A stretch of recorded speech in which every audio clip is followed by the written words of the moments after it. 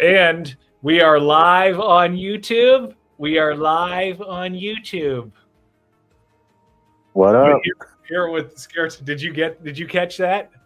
Yes, I caught that. They couldn't see it. I'm sure you should have had to withhold laughter from that. Guess I failed. Guess it didn't work. I thought it would be.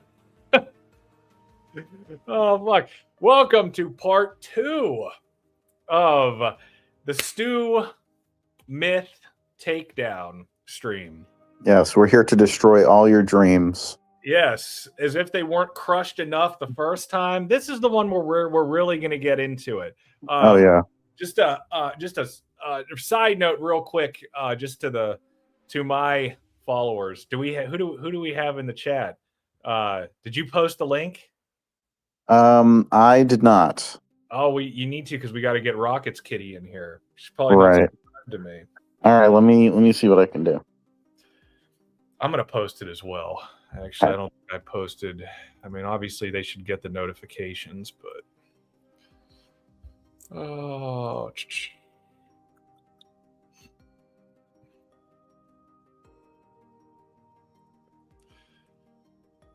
come join us.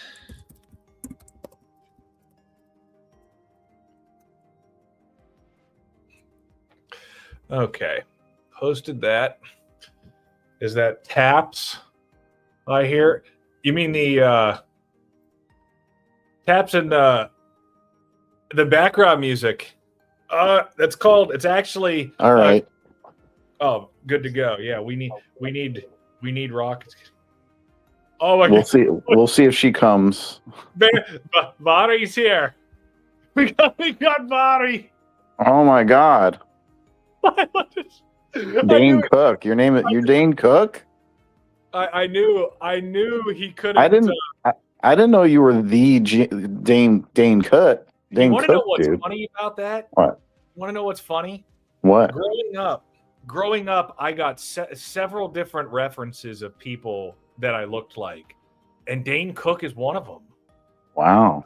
And the fact that I'm wearing a mask and he picked that out, pretty impressive, buddy. I'll give you some questions. I'll give you some props there, my man. Wow. Yeah. Barry is intuitive. Barry's got nards. Barry's got some serious nards to come in here saying that shit. This is the background music is actually called Final Girl. That's really? That's because we're childhood friends. Well, Bonner, if you were also wearing a mask and you were from the United States, I might put some credibility behind that. Yeah, but he's a foreigner, so.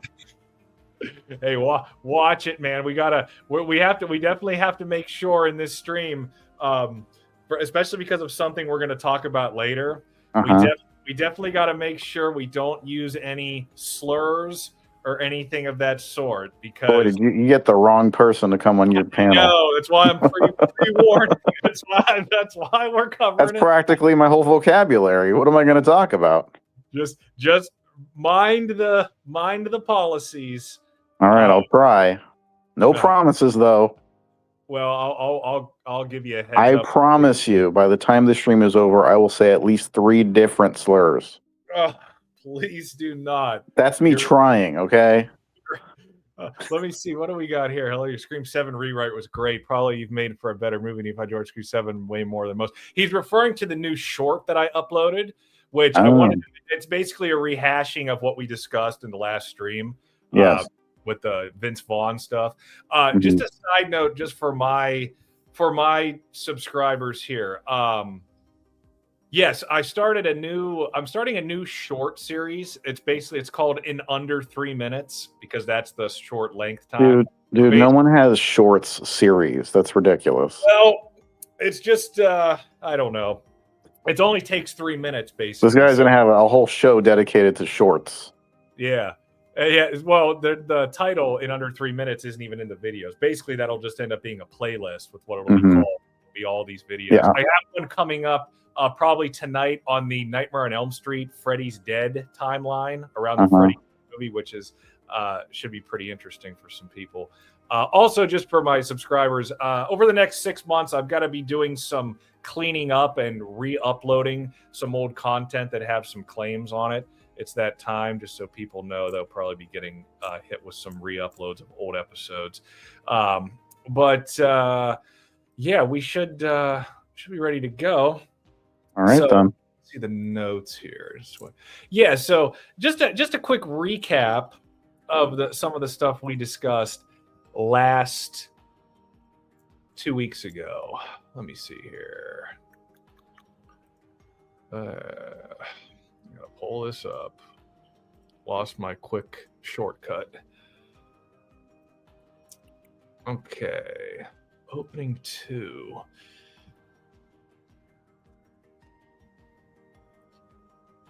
Yeah, so we talked about the Church of Stuentology, obviously.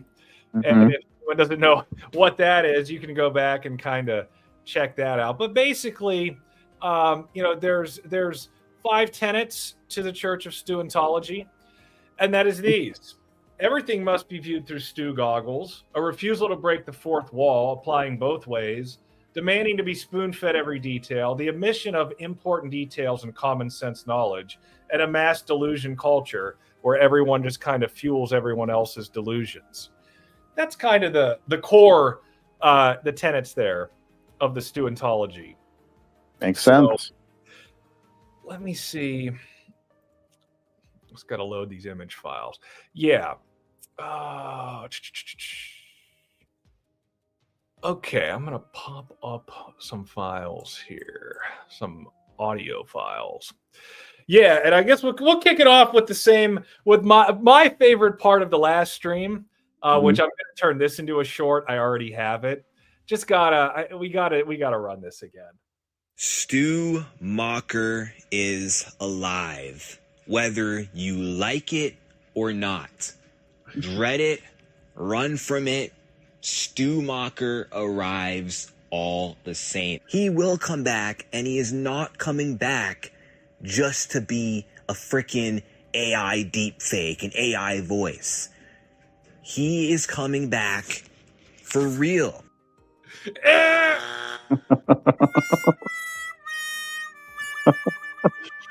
It never gets old. Oh my Lord. But here's the thing. There's more. There's this as well. In case you're new here, I am a Stu believer. I believe Stu Macher. Why does it sound like she just entered an AA meeting? I am. Hello, I am. I'm a Stu believer. I've been here for approximately 1 year. Why does it sound like that? I'm 2 weeks sober from not believing Stu is alive. 2 weeks, Stu. I had a lapse in judgment, thinking maybe he wasn't alive, but then my good Stu friends convinced me otherwise. Is still alive and is leading a cult of ghost faces that will be revealed in Scream 7.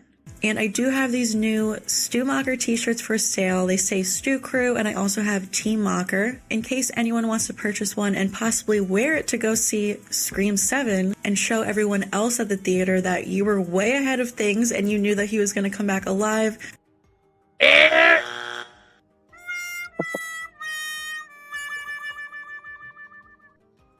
Dude, why do you take such pleasure in their misery? Now, in fairness, I mean, when you put that shit out there, I mean, come on. Like, you can't say this stuff and do this and not expect it to come back around. I mean, that's...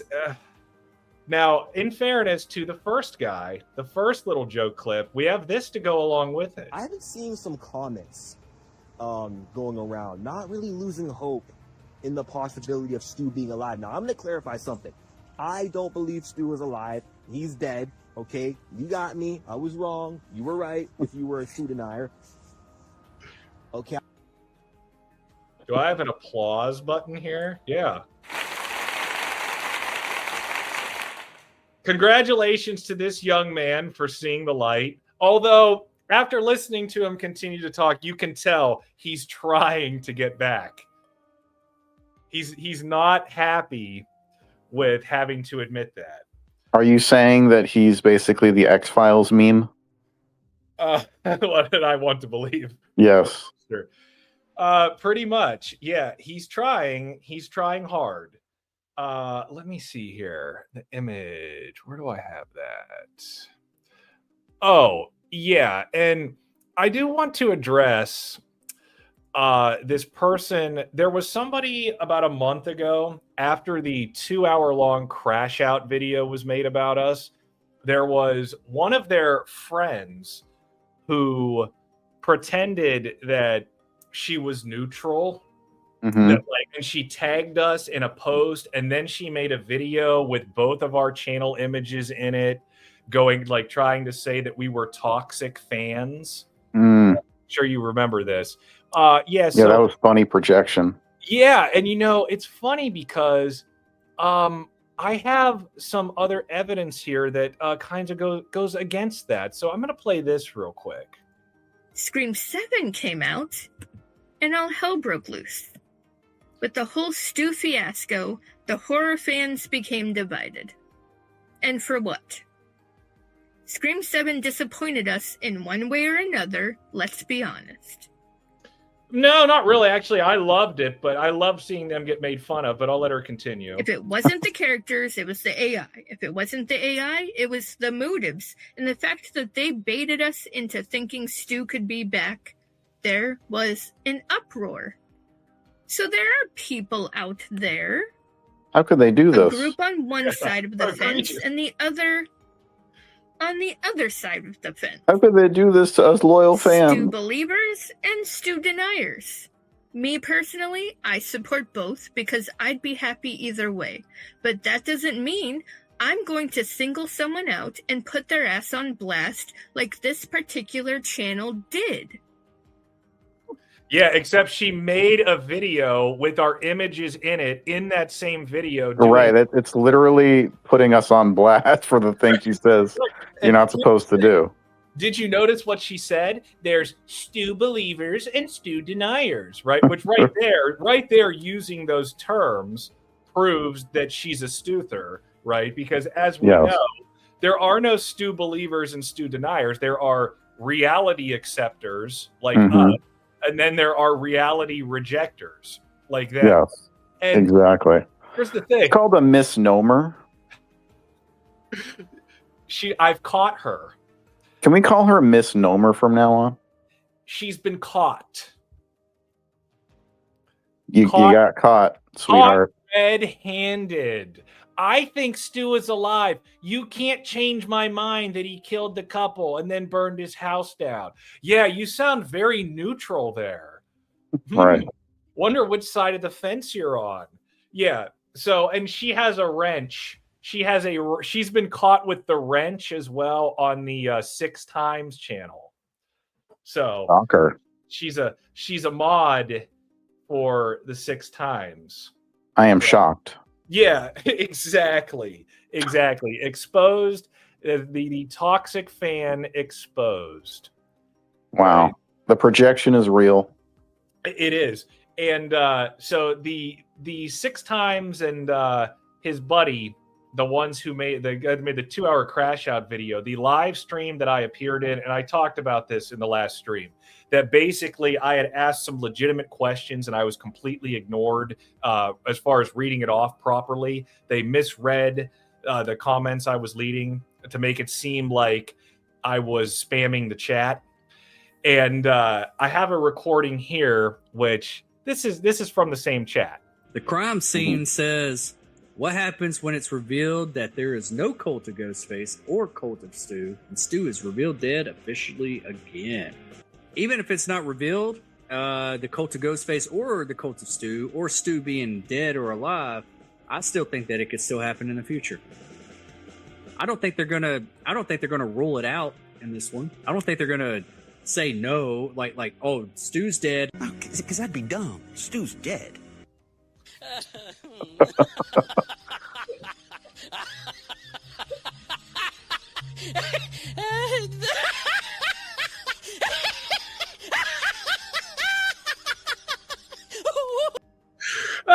Oh, I love it.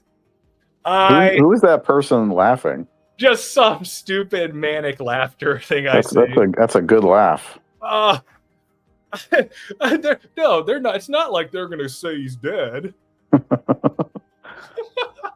Yeah, they wouldn't do that. That'd be cruel.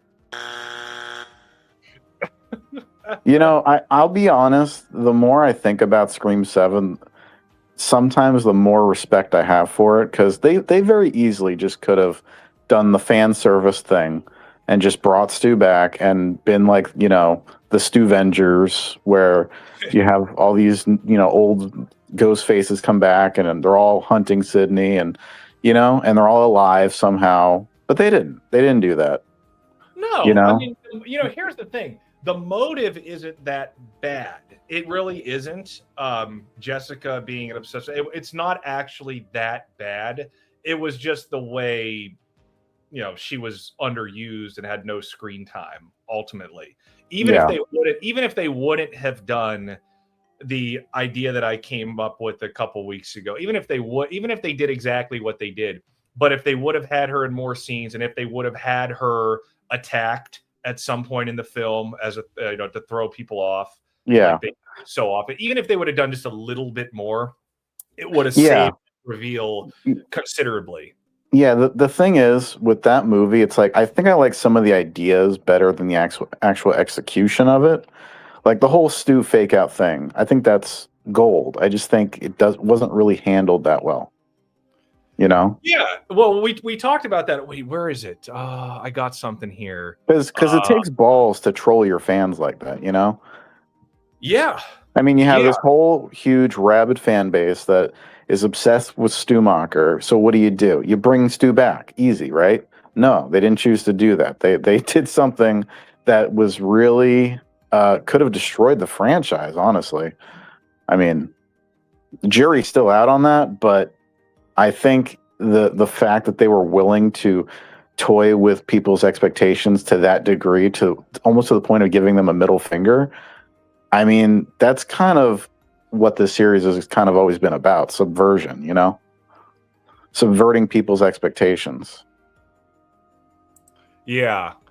I mean, they made a choice, and I you know, for certain people, they didn't like it. I mean, the whole idea of let me see, the student. I think if the ending was more fleshed out, like kind of, you know, alongside your idea of how the ending would have went, where it was more centered around the Stu stuff, so it all kind of felt cohesive and made sense why he was even being utilized, I probably would have liked it better. But as is, it just kind of felt like, you know, surprise, Stu's dead. Anyway, let's talk about Jessica now. Like, well, a lot of people have said this. A lot of people have said about them trying to, like, you know, not piss off both sides. Well, that's kind of the thing. They went in the middle. They did kind of what they should have done, but they didn't want to piss them off so much that they made the killers them. I just think there could have been, you could have still done that, but done it a different way so that it would have made more sense and been just a better overall movie where it all kind of tied back. Like if there were, like, let's say, clues along the way, like any great movie that has great storytelling drops hints and clues throughout the narrative that you can pick up on to be able to solve things and realize what's really going on. But in Scream 7, they did the lazy storytelling thing where they just kind of keep everything secret until the end, to kind of reveal it. Like, oh, guess what? Jessica wasn't just a friend. She was an obsessed fan the whole time. And there's literally no way anyone could have figured that out, you know? Other than the whole casting of Anna Camp to begin with, you know? Yeah. I mean, people had their expectations. They were saying she was Leslie Macher for like a whole fucking year. Oh, we're going to talk about Leslie. We're going to get there. Okay, so remember how I mentioned how I thought Sydney told Gail about seeing his body drug out? Yeah. Okay, so I will stand corrected on that. It was a different character who said something. So the Michelle Randolph in the beginning, she has multiple. The first time she says something about Stu being buried, but then she has another line later. Here, let me play this. Abe, did you know that this is where Sydney dropped the TV on Stu's head? Squished all the crazy out of his brain? But did she kill him? You heard the podcast? There's a lot of theories out there that Stu survived. No, there was a dead body. It was taken to the morgue and then buried. Can't fake that. And notice the boyfriend never refutes that. Right. She says it's buried. Okay, so this is somebody we're assuming who lives in California, and she knew her horror movies, right? We saw, like, she's the one that got the question right. And can I interrupt? Go ahead. Just to make a point. And that guy is supposed to be like one of the ultimate Stu heads in the film, right? Right. So if he has all the information and knows all it, wouldn't he have been like, no, that didn't happen? We don't know if his body was actually carried out or whatever, right? But he never says anything to refute that side of the story, which means that did happen. Right. Well, if it means it's common knowledge or a place you can visit that people know he has a headstone somewhere. Right. Exactly. And now we're not done with that yet because it happens again. Let's check out the kitchen. If this is Stu, it's not Stu. It's not. He is buried in Woodsboro. Police Chief Sydney's husband. He is buried in Woodsboro. So that means that he either made a phone call to confirm the gravestone, or again, it's just fucking common knowledge and like the headstones all over the internet. Yeah.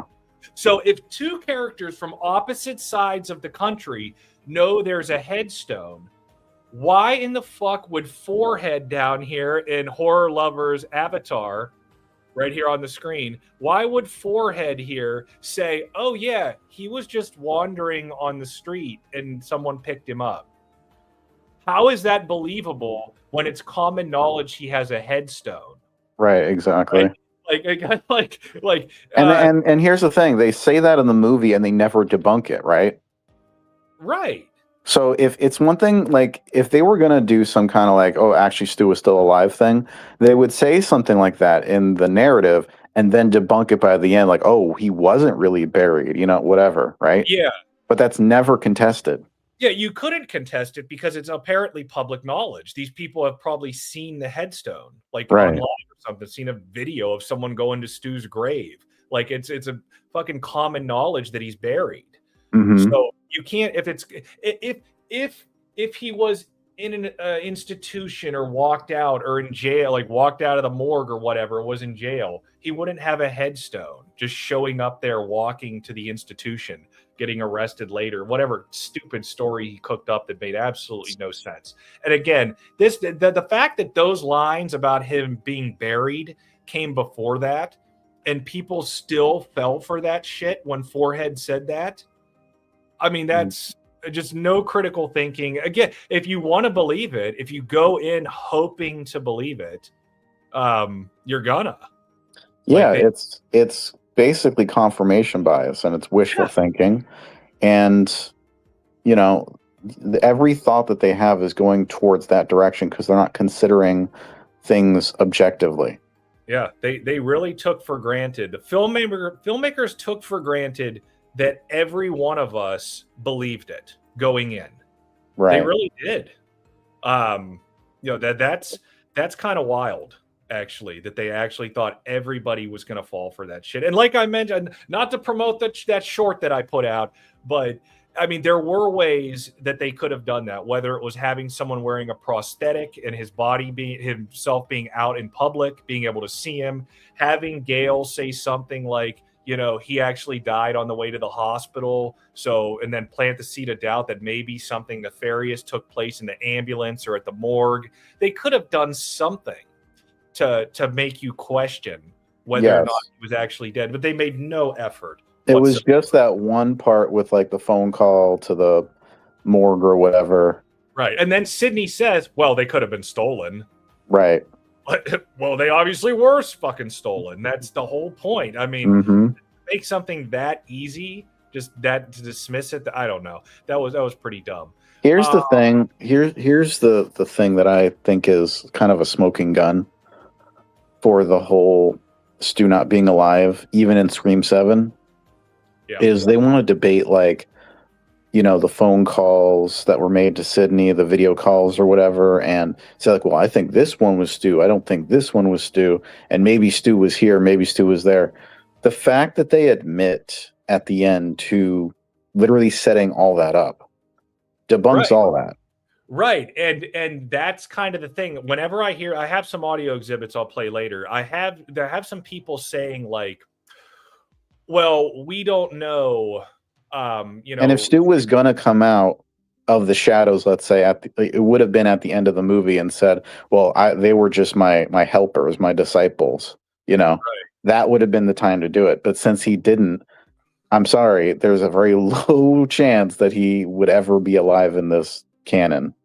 Yeah. I mean, they one thing they will say is that they'll say, well, they don't understand the plot of the film. They don't understand that Stu was the red herring. What they exactly. They'll say like, they keep trying to make him Ghostface, and it's like, guys, he was literally set up to be the red herring from the start. That's why they teased you from that first fucking trailer. It's not just that. So they'll say like, well, the movie left the door open. That's what they'll say. They'll say the movie kept trying to say he was alive, but they discount the fact that at the end of the movie, they give you the swerve. They tell exactly. you like, that was they were trying to fuck with you. They tricked your ass. Okay. But they don't acknowledge the trick. They don't acknowledge that the movie told it's like, you at the end. Do you remember? Did you ever see Short Circuit 2? I have many times as a kid. I have not seen it. I love that movie, but there's this one part where like Fred, his name is, he's talking to Johnny Five, and this is after Johnny Five gets conned by the bad guys. And Johnny Five's like, what? Are you saying Oscar is not my friend? Are you saying Oscar is not trying to make me happy? He's like, no, Oscar's not trying to make you happy. He tricked your ass, okay? Yeah. That's basically the creators of... Is that right before I Need a Hero starts playing? Yes, that's before he gets beat up when I Need a Hero plays. But that's basically the screenwriters, They're not here to make you happy. They're here to trick you and make you think certain things that aren't true. I'm not going to sing I Will Survive like somebody else did on their live stream. That'll be Stu. Imagine if Stu came out in like a dress saying, I will survive. Oh, shit. Okay, Stu believers in the chat, would you like that? If Stu came out in dress singing I Will Survive, put a 1 in the chat. Put a 2 if you would not like that. Oh, now granted, he would absolutely be alive, okay? I've got to get to some comments here real quick. But he has to be in a dress singing I Will Survive. When you going to debate people on this, like CSN, 6 times, Sistapam? Dude, they've all been offered, buddy. I emailed her a month before I even made a Scream 7 video back in November. I've got the screenshot of it if I need to pull it up. I'm not going to right now, but I have it. CSN, I made an offer to this dude in the last stream.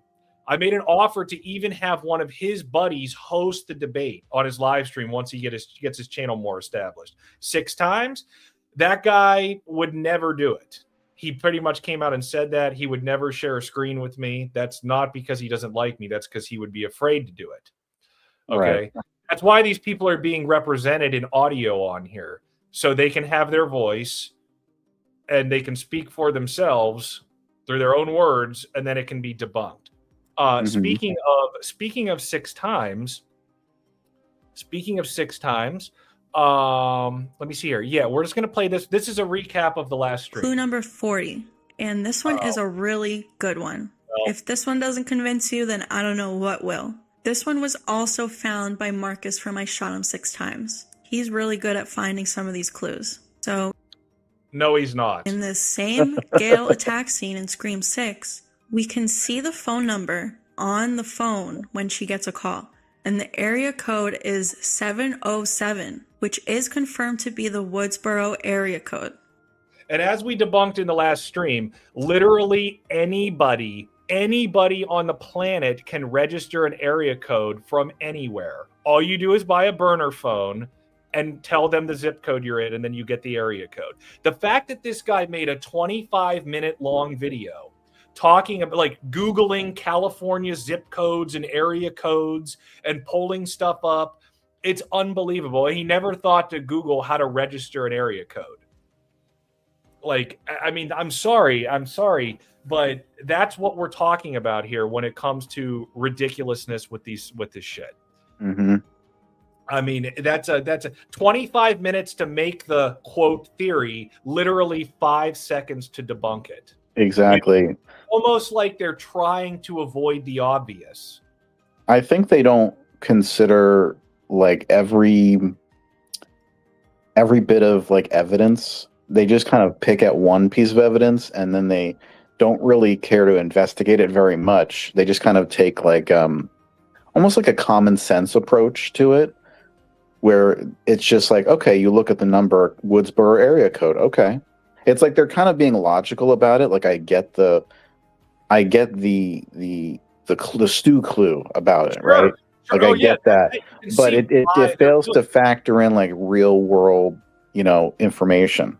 And again, I'll pull this back up here. If the movie would have clarified that, in this universe, you can't do that. You have to be in the town where you register your area code. If the movie would have said, no, that was a landline that called. If they would have done something like that, right? You can supersede a real world. You can a writer is absolutely allowed to supersede real world facts. Yeah. Roman with the voice changer in Scream 3. Perfect example. So long as they kind of set it up. Yeah, you're absolutely allowed to do that, right? But they didn't. You're in the Scream universe. Obviously, you can register an area code from fucking anywhere, just like the real world. Here's the thing also that I feel like I might have said this before, but it bears repeating. You guys need to factor in the writer's intent for when they were making the movie. Did they intend for that to be a story point, right? The whole Woodsboro area code. Maybe in this universe that is the area code, but unless like they point it out within the narrative, it likely doesn't matter. It likely doesn't. Or at the very most, it might be like an Easter egg. Yeah, we gotta get to Bari here real quick. Okay, is that really him? Yeah. Of course, Okay. He has very thin skin. I replied to a comment earlier letting him know this was happening. I know it's him. Oh, I can't even tell if he's here to support or to antagonize. He can't resist. And he does this all the time, and I should have an audio exhibit of this one, but I don't. He'll bring up true crime documentaries, and he'll talk about the fucking Zodiac killer. He loves to bring that movie up. He does this all the time. It's like a broken record with this guy. He does it all the time. But body is triggered. He doesn't seem to understand that the movie does get to make its own rules as well. Yes, it does. Yes, it's fiction. And an argument he'll try to make that he loves to make is that like Stu could survive the TV to the head, which in a movie, of course he can. We're going to get to that in as long as the movie kind establishes it. Barry, set it up. But in these movies, they've never established that he survived that. So exactly, I don't understand how I'm supposed to. Oh, I'm sorry, because what's her face said, "If you really believe that, there you go. That proves he's alive." What? It's literally just poking fun at the Stu fan base. Check the life bar, bro. The life bar. The life bar. Life bar don't lie, man. He's dead. Okay, why don't you drop the link for Body in the chat so that he can jump up on panel if he wants to debate? That will be arranged for a different debate. Different day.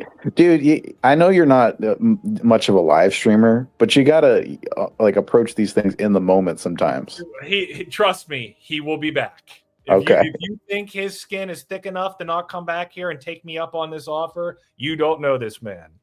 Okay. Barry, the offer stands. Okay.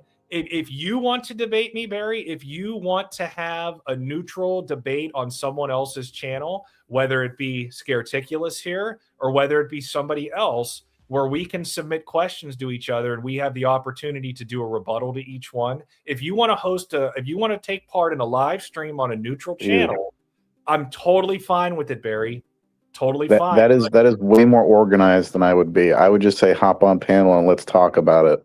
Well, we could email you beforehand so you can put it in your That's telephone. fair, though, emailing questions to each other. Here's what Barry says. It's just a movie. They can absolutely change their stance whenever they want. If I didn't have thick skin, I wouldn't be here listening. Can I also address what Barry said here for just a second? Sure. What you're saying is true, Barry. However, you have to also understand the original intent of like Wes Craven and that original crew is different to like other crews coming in having their own vision. Now, they might try to stick to like the canon as best as possible or stick to the rules of the in-universe as much as possible, but they're all going to kind of differ from time to time, and creators might even break their own rules at times. So it's not something that is so easily like to say, oh, they're just going to make a rule and then stick to it forever. Not always the case, and it doesn't, that to me, like, when a universe has like strict rules for itself, I respect it more than a universe that constantly changes things every season or every movie that comes out. You know what I mean? Because then it gets more and more ridiculous and harder to believe in that world. Here's a video Barry has where he predicts Randy is going to be Ghostface in Scream 6.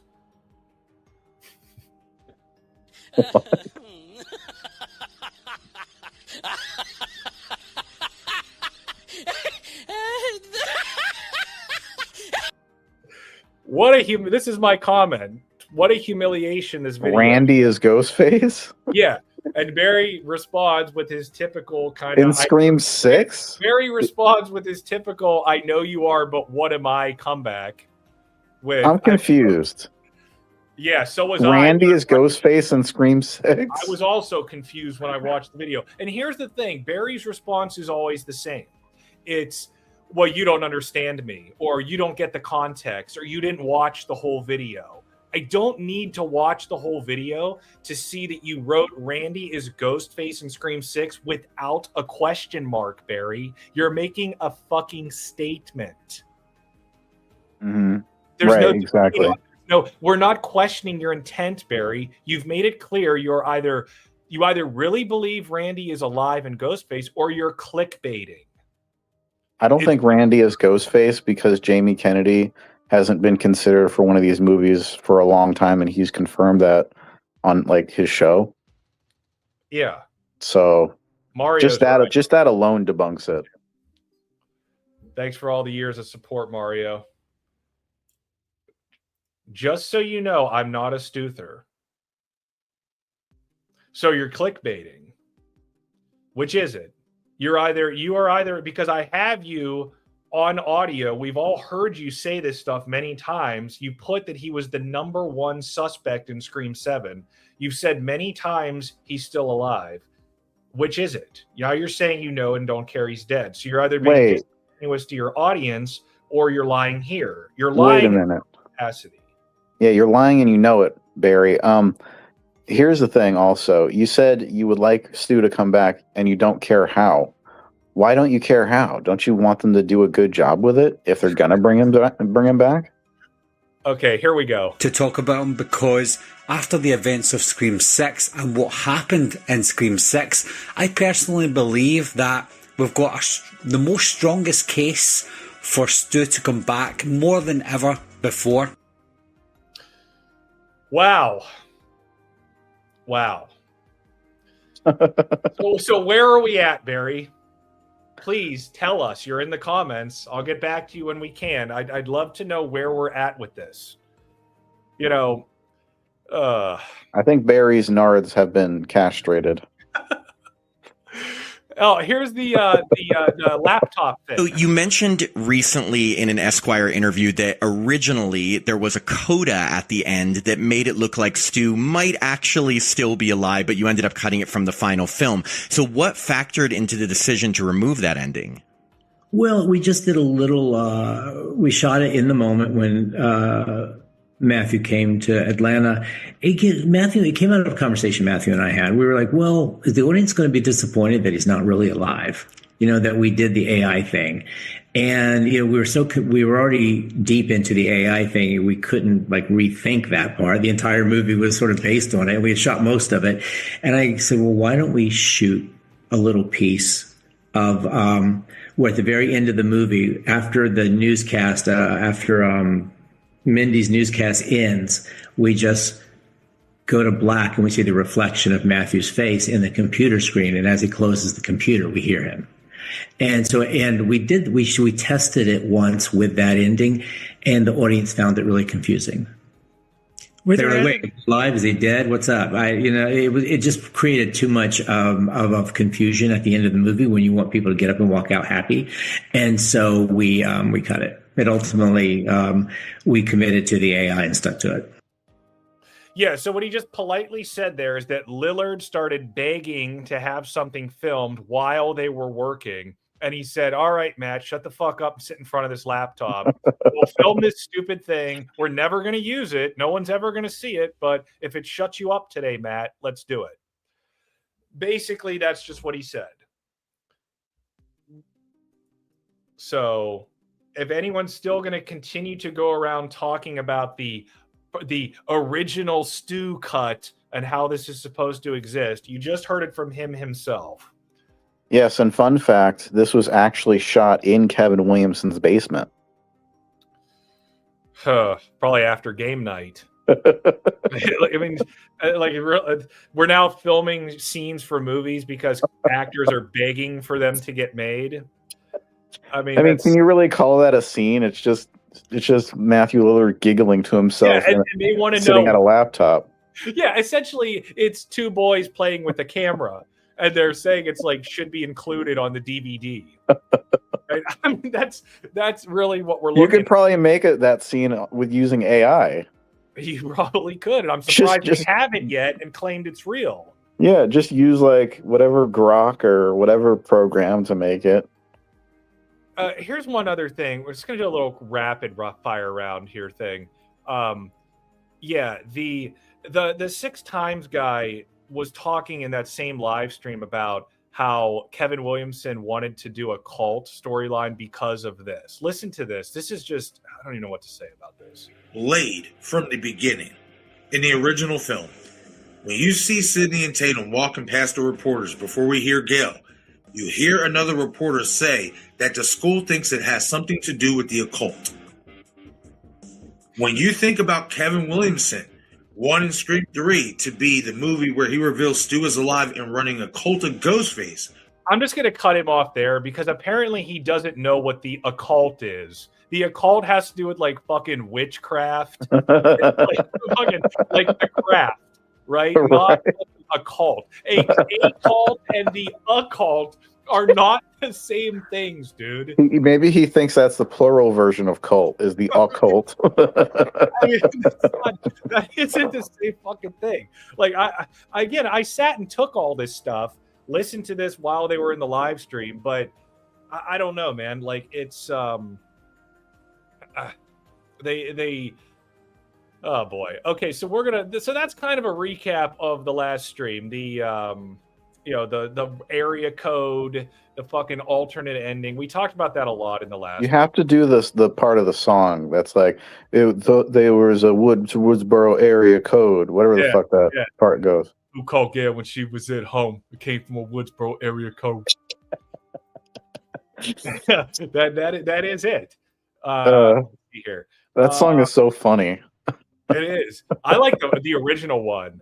The ooh, Stu Macher is alive. He didn't die. And then it's was supposed to be in Scream 3. Apologies to Roman and maybe Angelina too. That's the best. Oh, speaking of, Scream 3. That's kind of what we're gonna move into next. This one of the biggest myths. Well, actually, before we pop into that real quick, before we get to that,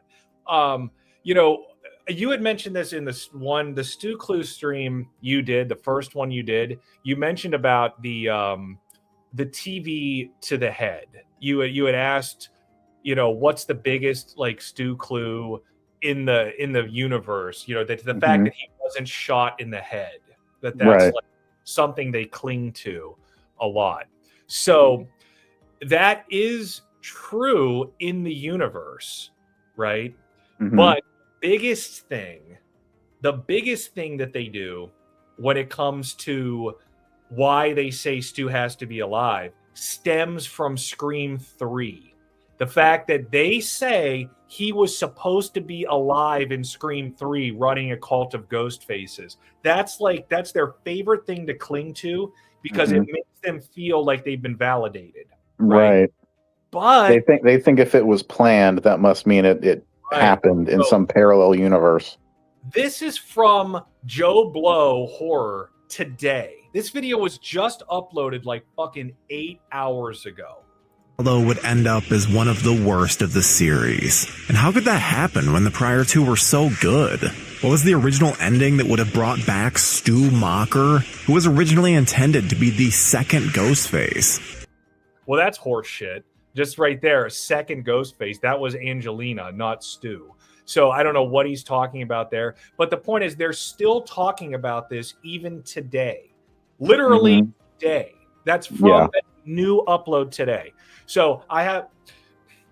you could find literally a limitless amount of clips of these people talking about Stu being alive in Scream 3. It is worthwhile to keep in mind some of these people are literally just saying this stuff because they know it gets clicks. Right. Here we go. It's my last video I did about this. I had so many people in the comments. Let it go, dude. Stu's dead. Go on, dude. Let it go. Fine. Whatever. But this is the second time that the entire production has considered bringing him back, and they even filmed it. So to go around and say that people can't even talk about it because it's never going to happen is absolutely silly goose shit. Obviously it could happen.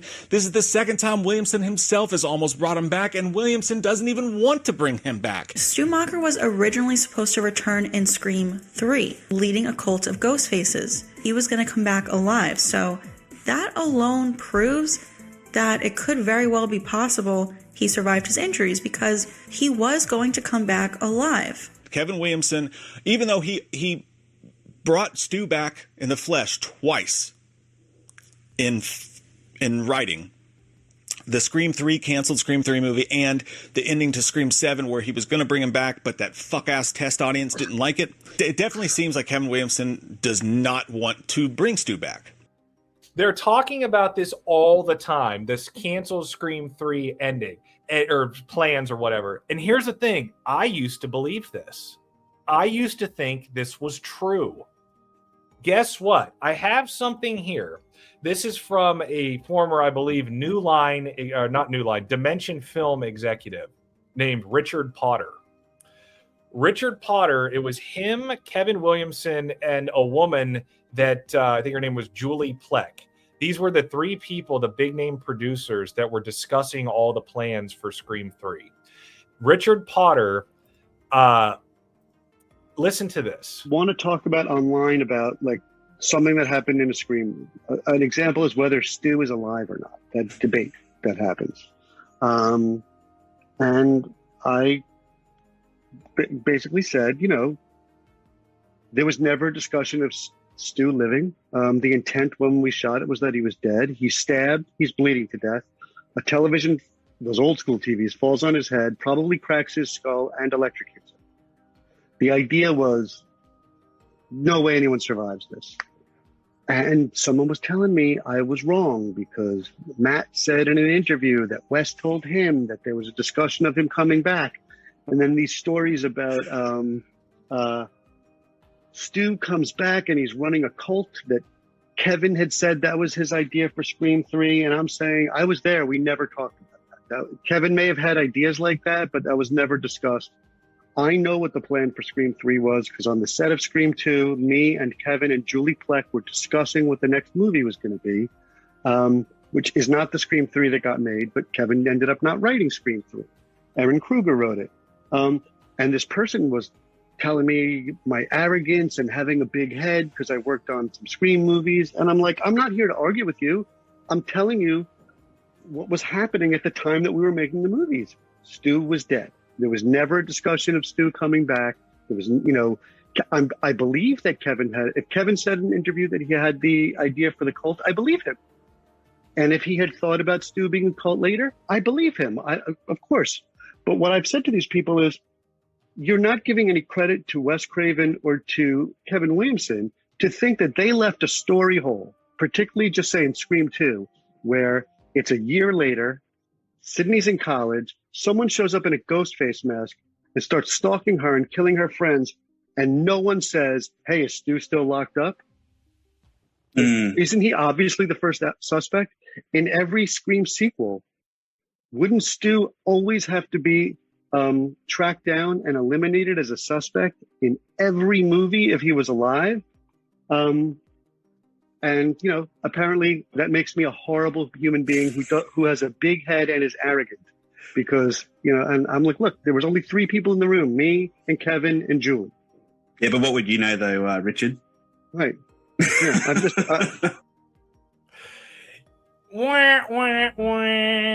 So who is that again?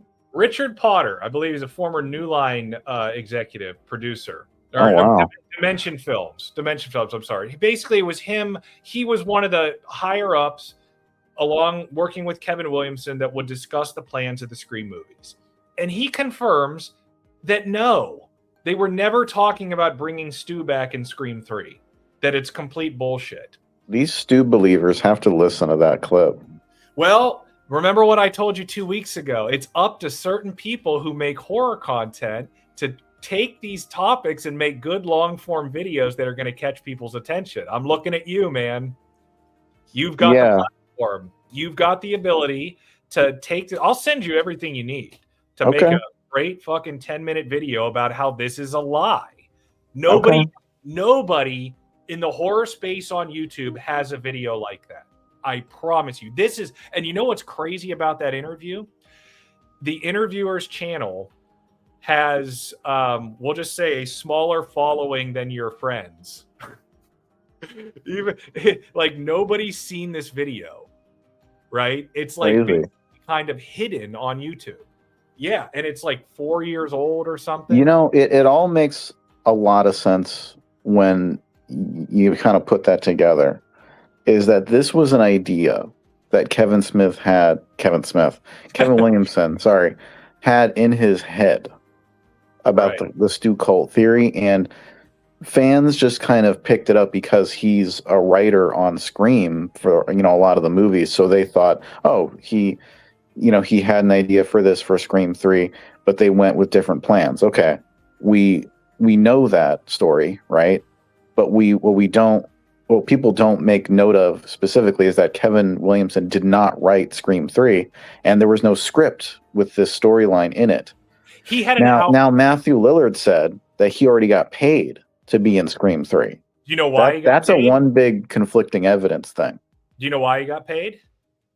Because he was in Scream 3. When Sydney goes in the house, she hears in the background in her head, "No Sharon Stone." His voice is in Scream 3. He's in Scream 3. Yeah. You have a clip of that proof? I don't. I know you know what I'm talking about. When she walks through the set house in Scream 3 and she hears Billy talking about The Exorcist. Then wait. No. No. Yeah. People he would get paid for a reference to the first royalty movie? with his possibly, yes. Okay. So getting paid a royalty is way different than getting paid to do a role. Right. Well, we know, he's talking out his ass a lot. That's true. So I'm not sure which clip this is. I have this saved in my Scream 3 exhibit folder. Hold on. Let's see what it is. Hey, don't listen to me. Don't listen to me, though. I don't know what I'm talking about. All I know is that in the original trilogy, once we got to the trilogy, we got something revealed from the first film, even previous to the first film's events, that we didn't know about. So who's to say in this movie they can't go back in the original movie and reveal that Roman was there in Scream 1996 and help Stu fake his death? Oh, boy. I have that also saved in a different file. My bad. That's for later. Yeah, that's one of their crazy theories, too. So Barry says he does have a video of debunking Stu and Stu's return in Scream 3. And you know what? I watched that the other day, but he absolutely does not have the evidence or cite anything from Richard Potter. He does not have real, like, concrete behind it. He says some stuff. I did see that video the other day. And Barry loves to talk about retcons. He loves to talk about like how Roman is a retcon. Here's the thing, Barry. I'm glad you're here to hear this so I can speak directly to you. There's different levels of retcons. Adding Roman in did not take anything away from the original Scream, because the fact is Roman was not there in 1996. He had nothing to do with that shit. Okay, so it didn't remove anything from Scream. It added. So if you're trying to say, Barry, that they're just going to retcon anything and suddenly remove the fact that they told us in Scream 6 that Stu's fucking dead. See here, this right here, Barry, this right here, he's fucking dead, right? If you think they're just going to remove that now because they can do, quote, what you call retcons, you're wrong, Barry. They're not going to remove this. No, They might and a big reason why they wouldn't remove this, I think, is also something Kevin Williams had said, despite him making all kinds of questionable choices and comments about this franchise, is he doesn't want to disrespect Wes Craven's legacy. And by bringing Stu back, it almost lessens that legacy. Wes Craven would be embarrassed at the thought of Stu being alive and hiding like a little child after 30 years. Yeah. Like that. I mean, do we, for all the talk about, Stu coming back in Scream 3 and whatever, is there any word, literally any word from Wes Craven about that idea? Not that I'm aware of. No, zero, nothing, right? You would think if that was such a consideration for the story, that there was this whole script and this whole story where Stu was going to come back with a cult, and that would have been something Wes Craven would have known about, right? It was his franchise. Yeah. I mean, Kevin Williamson's the writer, sure, but Wes Craven's like a co-writer, right? In some ways, I mean, he'd certainly, even if he doesn't get a credit, yeah, he's being Wes Craven, being the it's his movies. It's his direction that make this franchise what it is. Right. So moving right into that, what we're just talking about there, bad writing. So that's kind of the thing. Just this annoys the shit out of me when they come up with these ideas, like the body swap and just listen to this. The crime scene says, okay, let me try again. I need somebody to provide a rational, mature, adult explanation for how Stu... Damn, you coming off strong, bro. How Stu has been alive for the last 30 years and nobody knows about it. I have heard the nonsense. Well, we've explained this for last few years. Go ahead, buddy. I mean, this is the thing. People act like somebody can't fake their death in the aftermath of being thought to be dead. Like, he could have very well faked his death. And I talked about this in a video before. When you go back and you recomb that party scene, that kid who was in Hembry's office, who looks like Stu Macher, who was made to look like Stu Macher with his clothing and stuff like that, he never leaves Stu's house. His friend, who looks like Billy does. So you're thinking a body swap? That's what I think. Okay, so just from a simple writing standpoint here, this is where you look at this shit and it's like, I mean, are you the fact they're trying to pass this off as a legitimate idea. So if we go back to the end of Scream, to the end of the film, you have what? You have Stu and Billy dead. You have Sidney, Gail, Randy, Neil, and Dewey laid out on the porch, right? Dewey's out of it, so he doesn't really count. But you have these 4 people inside of the house, literally feet away from Stu's dead body, right? So when exactly did the body swap happen? And who knew that Stu was dead in there and needed his body swapped? And when does this happen with all of them in there? Like, I mean, just from a simple common sense standpoint, like if we're supposed to believe this shit. Can I also just say to that guy's point, is that the shot him 6 times guy? Yeah. Okay. So he says, it's not like people haven't faked their death or people can't fake their death and whatever, right? Yeah. The thing is, Stu wasn't faking anything. He really got stabbed in the gut. Like how many times? Right. They used the stabbed in the gut 6 times. They used the Quinn Bailey. And he got a TV on his face. So you're telling me once he gets out from under that, once the cops and the paramedics and all those people arrive, he suddenly has the genius idea I'm gonna fake my death, dude. Well, no, is that what he's gonna do? Is that what he's gonna do? That's they're saying it wasn't him essentially that faked his death. That there were like outside players. Oh, come on. Wanted to help him that he didn't even know about. Yeah, and that's the ridiculous part. Exactly. It's like this is the dumbest potential writing I've ever heard. Like to assume that the cops cared about Stu. Here's the thing, okay? Here's why none of this stuff adds up. So all this stuff happens very quickly at the end of the first movie. Okay, the cops come, the paramedics, all that stuff happens very quickly. It's not something where they're waiting like 3 hours for people to come. It's very quick, right? And so what we can assume happens there is literally they swarm the house. Okay, cops come in, guns out. Thank you. The paramedics are there. All this stuff is happening. Camera crews are coming out. All this shit is happening like literally at the daybreak, okay? And it's all very quick, very public, very everyone's there, okay? What happens then is Stu's body is picked up. He's probably passed out from a lot of blood loss. If he's still alive or dead, doesn't matter. Point is, he's picked up, but put on a stretcher, put into the ambulance, and brought to the hospital. The news people see it. The cops see it. Everyone's aware of this stuff happening. Okay, any survivors see it. This stuff is being seen. It's not like some secret where he just goes under a trap door and escapes. Okay, and they would have had to have addressed this in Scream 7. We talked about this before. Every single entry in the film that continues to omit potential details is a confirmation. Right, and then so when they go to the hospital, right? Because again, this all happens very quickly.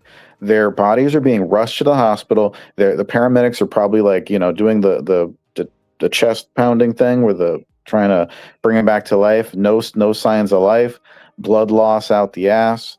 No vital signs. None of that shit. Okay, he's dead. They bring him to the proper place. They're not going to bring him to the ER. He's dead. Okay. Well, you're going too far. Once they bring him to like the morgue or whatever, it's done. It's donezo at that point. You're going too far on this because you're saying like if they got there and like there was a pulse on him or something, but we know from Scream 7 that didn't happen because, like I said, someone would have had to have mentioned this. So here's that's what I'm saying. There was no pulse. We can assume by the events that take place here at the end of the movie that all this stuff goes very much according to normal end of movie things, right? That he gets rushed to the hospital, he's dead, they put him in the morgue, blah blah blah. We as the audience can fill in the blanks to what happens after this. The future films actually can provide you with a little more context of what happened that daybreak. So here's what actually, based off the evidence, would have happened. So you see Sydney, Randy, Neil, and Gail all right there in the house. You can kind of see, it looks like Gail is walking towards the living room when the camera cuts to the outside. It looks like she's like staring ahead towards where Stu's body is. Mm-hmm. And you have to assume that they went and checked Stu to make sure he was dead before the cops got there. Right. Like, you have to assume that because they're in the house with them. They know they just shot Billy in the head. But you have to assume, and here's the thing. So the cops get there. Right, you can see kind of what's going on there. The cops get there, and what's going to happen, the very first thing is it's going to be officer down. You've got Dewey on the porch, right? Mm-hmm. Randy's been shot in the shoulder. So all of the paramedics are going to Dewey and Randy. The paramedics are going to check on Stu because they will have said Stu is dead. He's the killer, and he's dead. They're not going to go check him.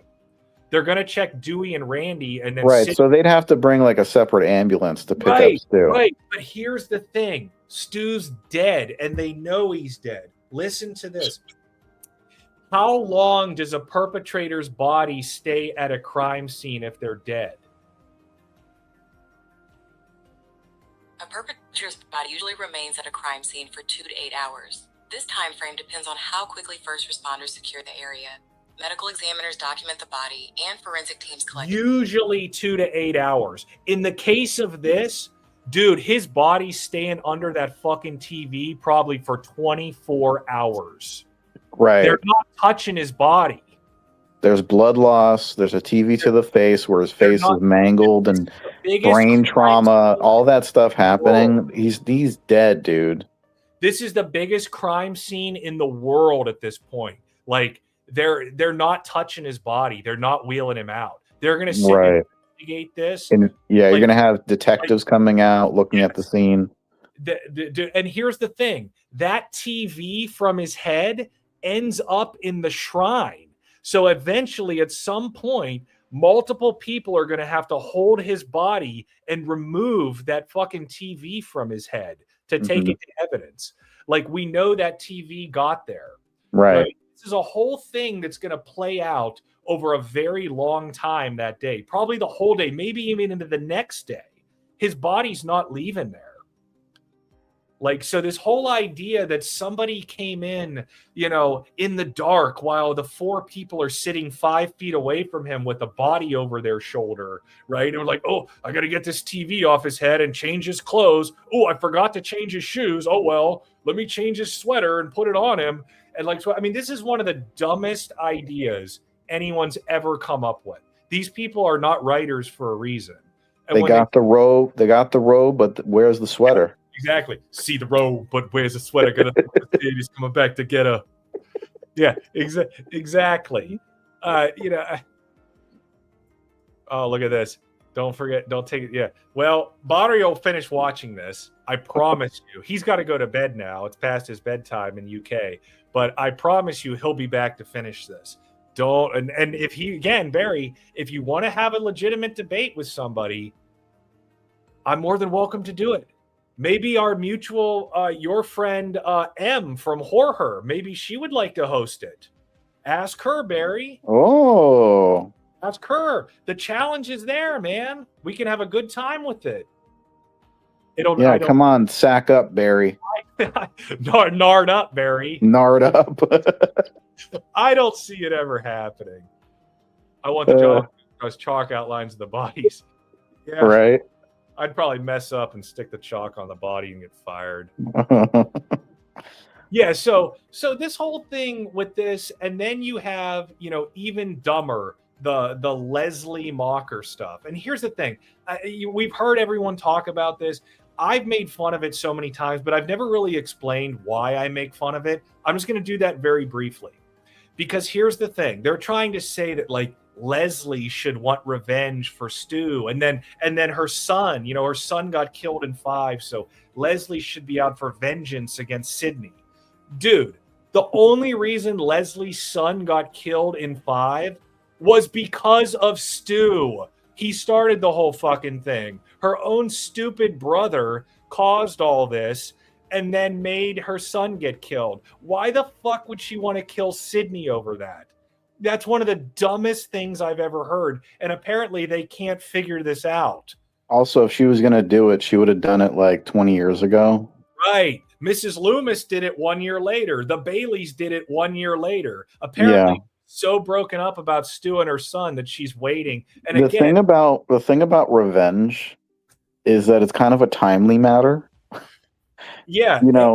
Unless you're like the Count of Monte Cristo, who literally is trapped for 20 years. And only after then, once he escapes prison, then he can get his revenge. That's not a situation like that, right? So neglect becomes our ally. You a fan of the movie, the 2002 one with Jim Caviezel? Yeah, I like that one. When he's in the prison. So neglect becomes our ally when he's trying to read. Let me see here. So that's we could talk about the fact that they don't understand what I call social physics all day. That's like, you know, this common sense you're trying to apply in the movie when you're looking at these crime scenes and stuff. And you're looking, and again, see the crime scene photo here of dead Stu? Who do you think took that? This guy. See the guy in the middle of the steps here? He's a forensic photographer. He's there. This dude came on the fucking scene and took this photo, right? Like, you know, shows you these people. You know, speaking to your point about like when you consider things realistically and blah blah blah, Barry here in the chat was like, it's just a movie. I don't like that whole justification for things. I feel like it's like it. Yes, it's a movie, but if that's the case, then it's not worth it to talk about it at all. Then, right? If the rules can just change at any point and nothing matters. Barry lied again. He didn't leave. He lied. He didn't fucking leave. He didn't leave. Barry, you just keep lying. again. He can't stop lying. Barry, you're wrong, Barry. That's not from Stab, dude. That's an official image attached to the Scream 5 media, chosen by the filmmakers to put on the Scream 5 media. They were going to have it in the background in Scream 5 in one of the scenes. Oh, Barry, you're such a dummy, Barry. You're trying to use being just a movie in real life as excuses. What? You can't. No, okay, Barry, go watch the Zodiac Killer and go to bed. No, that was you, Barry. You're the one who said it's just a movie earlier. No, Wolfman, it's not Stab. That's not Vince Vaughn right there. It's not Stab. You're wrong, Barry. Anyway, so yeah, I mean, let me look at the notes here. Where we got? Yeah, so insulted as so we can the TV to the head shit, just real quick without spending so much time on this. Like that's a fool's argument to try and talk to them about whether or not you can survive a TV to the head, right? They like to do that, but if you go back to the tenets here and the breaking the fourth wall, right? They'll use Jill's defibrillator thing. Remember, electrocute. Jill made it through. Right? They'll use that as a way to get out of it. Here's the thing. And they'll talk about real world experiments. I have one here. I've got an audio recording talking about surviving the TV to the head. Let me see. I don't know exactly what this is going to be, but it's in the folder. So it's going to be something relevant. Everyone thinks they know how Stu Macher died. TV falls, sparks fly, classic slasher villain exit, right? But the second you start asking questions, the whole thing begins to unravel. How did they pull off the body swap? And my answer was really simple. Have you seen Scream 6 and Quinn? In previous videos, we called bullshit on the TV crushing his head with real-life data. We then... I'm just going to cut him off there. He called bullshit with real-life data. Why would you try and use real-life data to prove something in a movie? Right. No fucking sense at all. Like, that's the thing. They like to do this. They like to apply real-world stuff into the movie, even when the movie shows you that it plays by different rules. Because here's the thing, he's absolutely right. If you were lying 4 feet below that TV and someone dumped that TV on your head does not break the glass. Your head would never go through that TV and you would not get electrocuted. They've done experiments on this. They've tried to crack that screen with a baseball bat. Right, it's too hard. Right, but in the movie, your head does go through the TV. Right, you get electrocuted. And you get electrocuted. It showed us. It showed us, dude. So you can't use it's a fantasy TV. Exactly, and you can't use the real world to say, "Oh, well, that can't happen in the movie." No, motherfucker. The writer has a right to make their own rules with that shit and tell you what they are, and they did. That aside, same thing with Jill, and they try and use it in reverse with Jill, right? Because in real life, the defibrillator would have killed Jill, right? But in the movie, it didn't. It's it's opposite. They just they do whatever they want with whatever they want to do. It's not like there's not hard science behind any of this shit. You know what I would love? Just a little aside. You know what I would love? What? Who was that guy talking just now? That's Some the YouTube video. box something. Okay, what I would love is just a scene of Chad from Scream 5 after all the stab wounds, like eating popcorn watching that video. Yeah. Yeah, and saying, they're trying to debunk the science that you can And just laughing, like, this is good shit. Yeah, I mean, they do that shit with the TV. That's one of their favorite things to try and do. We need to all agree that there's no hard science to be used on these films. And there is like an unrealism to a lot of it, despite how grounded the series is. And there's no supernatural elements or anything like that. The science of like how people die is far from realistic. Right. So, filmmakers get to do whatever they want. My whole thing with this, like my whole argument has always come from a writing standpoint. Yes. And how it would make no sense. It's him about to hid himself for 30 years. Yes, it's about the storytelling that matters. It's not about the science. It's not about who can survive from what. It's not about that at all. It's about what is the story being told, and are there enough facts there to support whatever theory you're going for. So if you want to say Stu is alive, you can't just use real world data to back it up. You have to use the actual story with actual proof from the movies and not stretch things so far like, oh, Stu was looking in a mirror, so that means he was looking for wounds that he had because he is really, you know what I mean? Like shit like that where people are just looking too deep into shit. I mean, something that is actually intentional by the writers and the director, like you need to pay attention to this because it means something. Like I've said this before, but let's say there was a scene, okay, at the end of Scream 1 where they look in the house and Stu's body is gone. Okay? If that had happened, if that was the Scream that we know in this universe, let's say there's a parallel dimension where that happens, okay? Yeah. Then you can now say Stu might be alive out there. Not based on science, not based on, the Stu Clues, based on them actually putting that in the movie to make you think that. Yeah, well, at that point, they would have to do something with him in Scream 2, or like Richard Potter said, there'd have to be a whole fucking scene in Scream 2 dedicated to trying to eliminate him as a suspect. Yeah, but once that scene happens where we get the wide shot of the house and all the paramedics and the cops and stuff, and what's her face doing the news? Yeah, I mean that and they fade to black. That's it.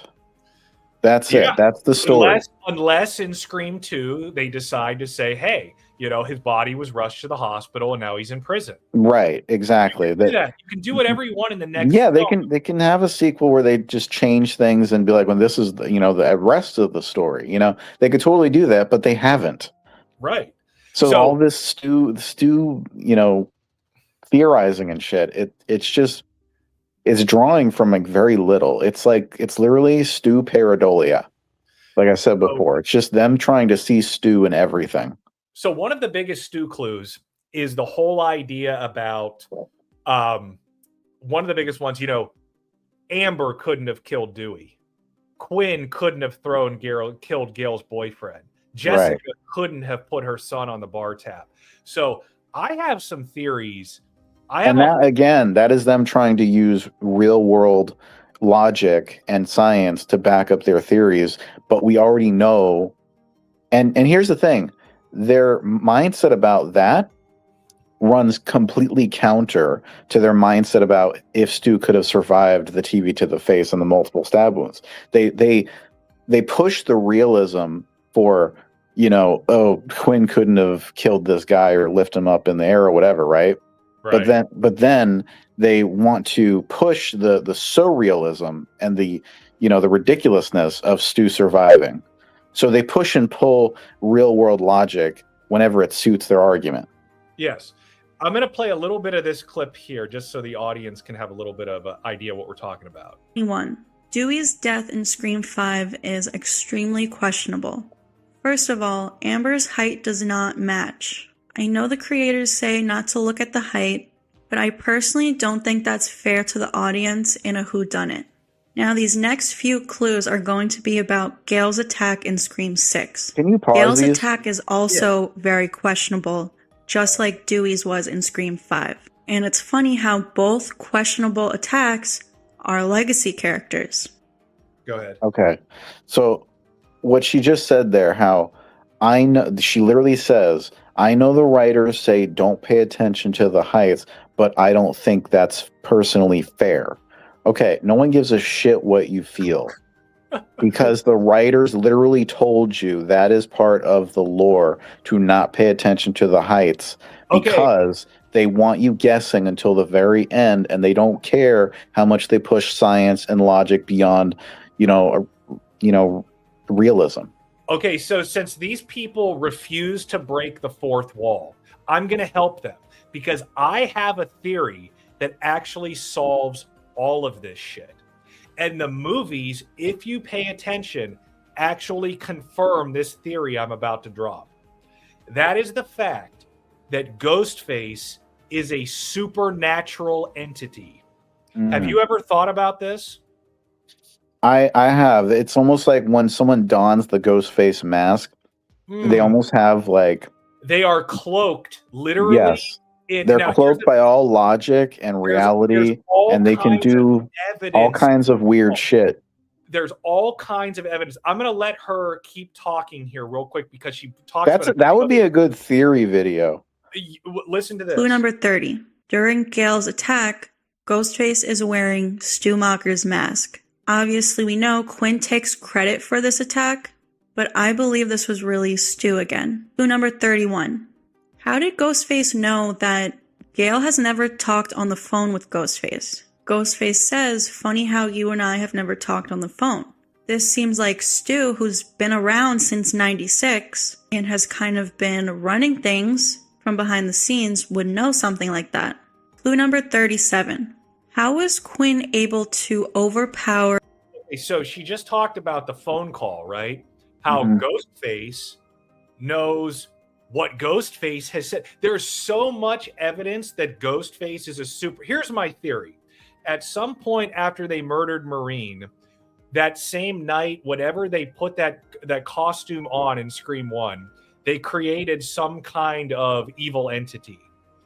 Through their evil actions, they made some kind of evil entity that whenever somebody else in the future chooses to follow in their footsteps and put that costume on, they also take the entity. They are imbued with the same traits, and the entity basically helps them out. Here's the thing. The entity is real. The entity is a 6-foot-tallish man who has Roger Jackson's voice. We know this. There's so much evidence of this. Not only the physical changes of the characters, how a little 5-foot-tall Amber turns into a man when she puts the costume on. They know that they've never talked to Gale before. How would it know that? Because that's the entity talking. The entity remembers everyone it's ever talked to. Have you ever noticed that whenever Ghostface is hit in costume, the mask never comes off? That's because it's not a mask, it's his face. Have you ever noticed in the 6 Times guy loves to talk about how the Ghostface at the beginning of Scream 7 knew all the lines he said to Casey Becker? That's because it was the Ghostface that said the lines to Casey Becker. The only time a Ghostface has ever taken physical damage where it was revealed was the end of Scream 2 when Mickey pulled his mask off after being in what should have been a fatal car crash, right? He had some blood on his forehead. It took basically a fatal car crash to cause a nick on somebody wearing that costume. Okay, what if... I mean, using your same setup for the ghost faces and entity kind of thing, what if he takes possession of these people and their physical traits change to match like what Ghostface is, the entity, and they're given certain abilities to whatever, and the mask stays.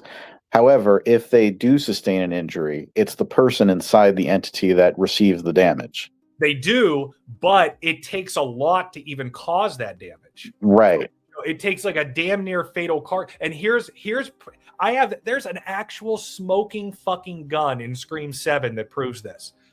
Are you aware that Carl is the first person to ever die in full costume with the mask on? And the reason why is because Carl is not a legitimate Ghostface. Carl killed nobody as Ghostface. He was a pawn, a puppet of the two real Ghostfaces. That's why he was able to be killed while wearing that mask. Okay, but then if we're to believe that, we're to think that the Ghostface entity, it only takes possession of certain people? Real people who are really plotting the murders, the real killers. So then the entity knows when someone is not plotting something? It knows when they're not the legitimate killer. Carl was just a fucking pawn that they used. So Carl wouldn't have killed someone?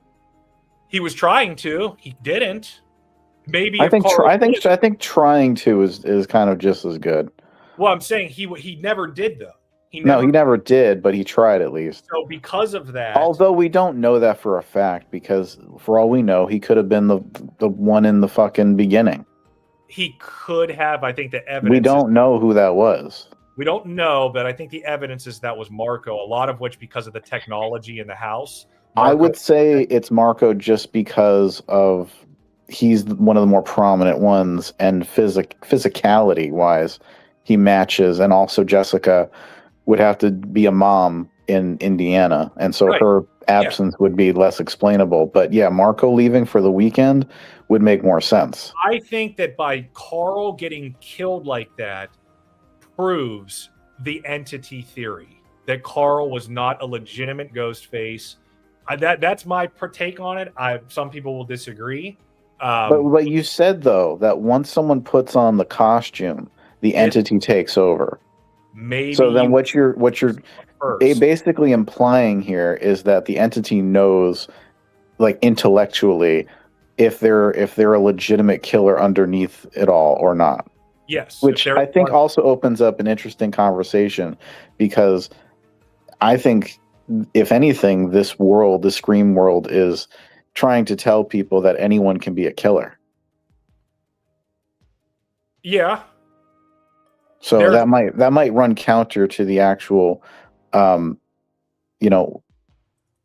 meaning of this whole Scream world.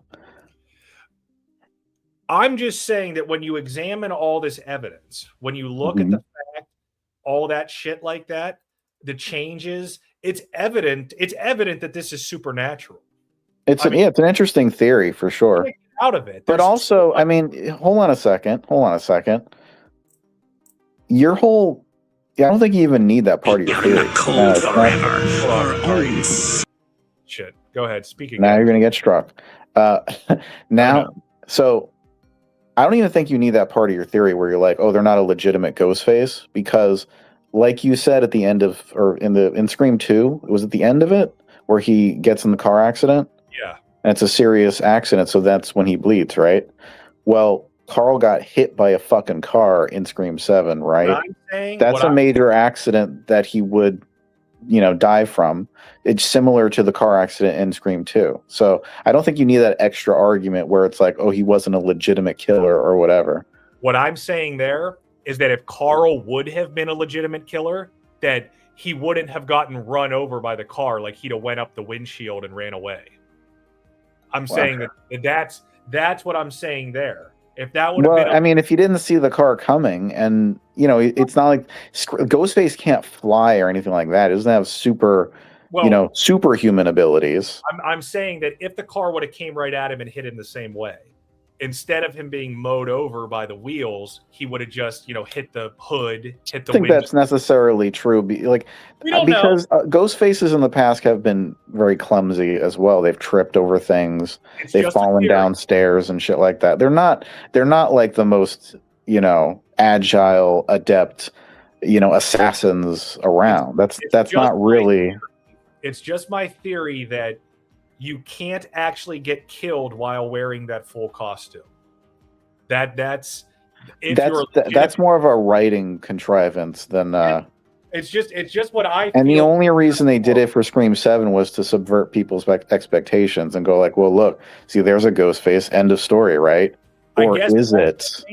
Ultimately, what I'm saying is Uh-huh. saying that Ghostface is a supernatural entity makes so much more sense with the evidence provided than saying that's been Stu all along. I would agree it makes more sense than the Stu thing. The movie provides more evidence of supernatural activity than it does of Stu being alive. I would agree with that. Here's the clip. At the very least, I would agree with that theory.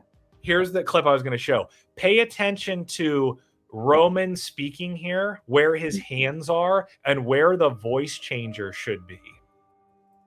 Me out in the cold forever. Her own son. And brother.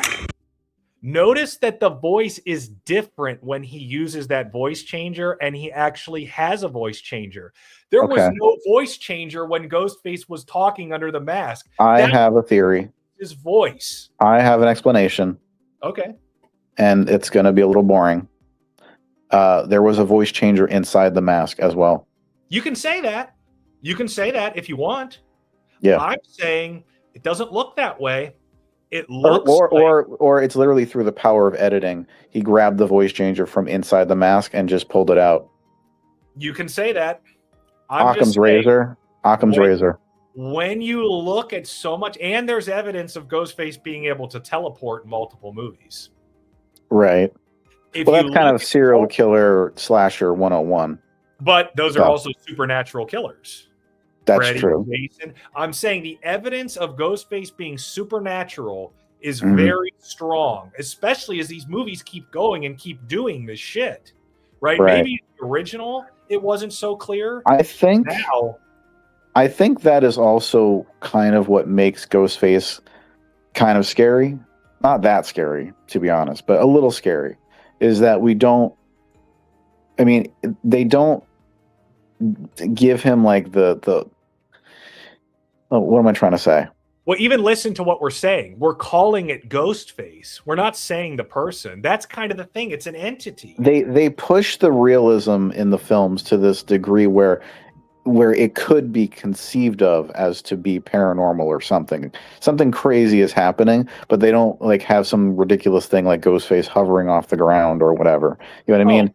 It's just enough. They push it just enough for you to think, okay, is this entity is this person imbued with some kind of powers or something? You know, just enough to make you think they're capable of anything. Again, if people want to say those are real humans still conducting that work under there and that this is not a supernatural entity, you can certainly go with that. The movie hasn't confirmed it's a supernatural entity. I would love these Stu believers in particular to say, no, that's ridiculous. Well, this would be another great topic for a video for you, to gather up all that evidence. These are great ideas. There's a lot there, man. These are great ideas for a video. And they're videos for you because you're the horror creator, not me. See, it's not mine to be making this shit.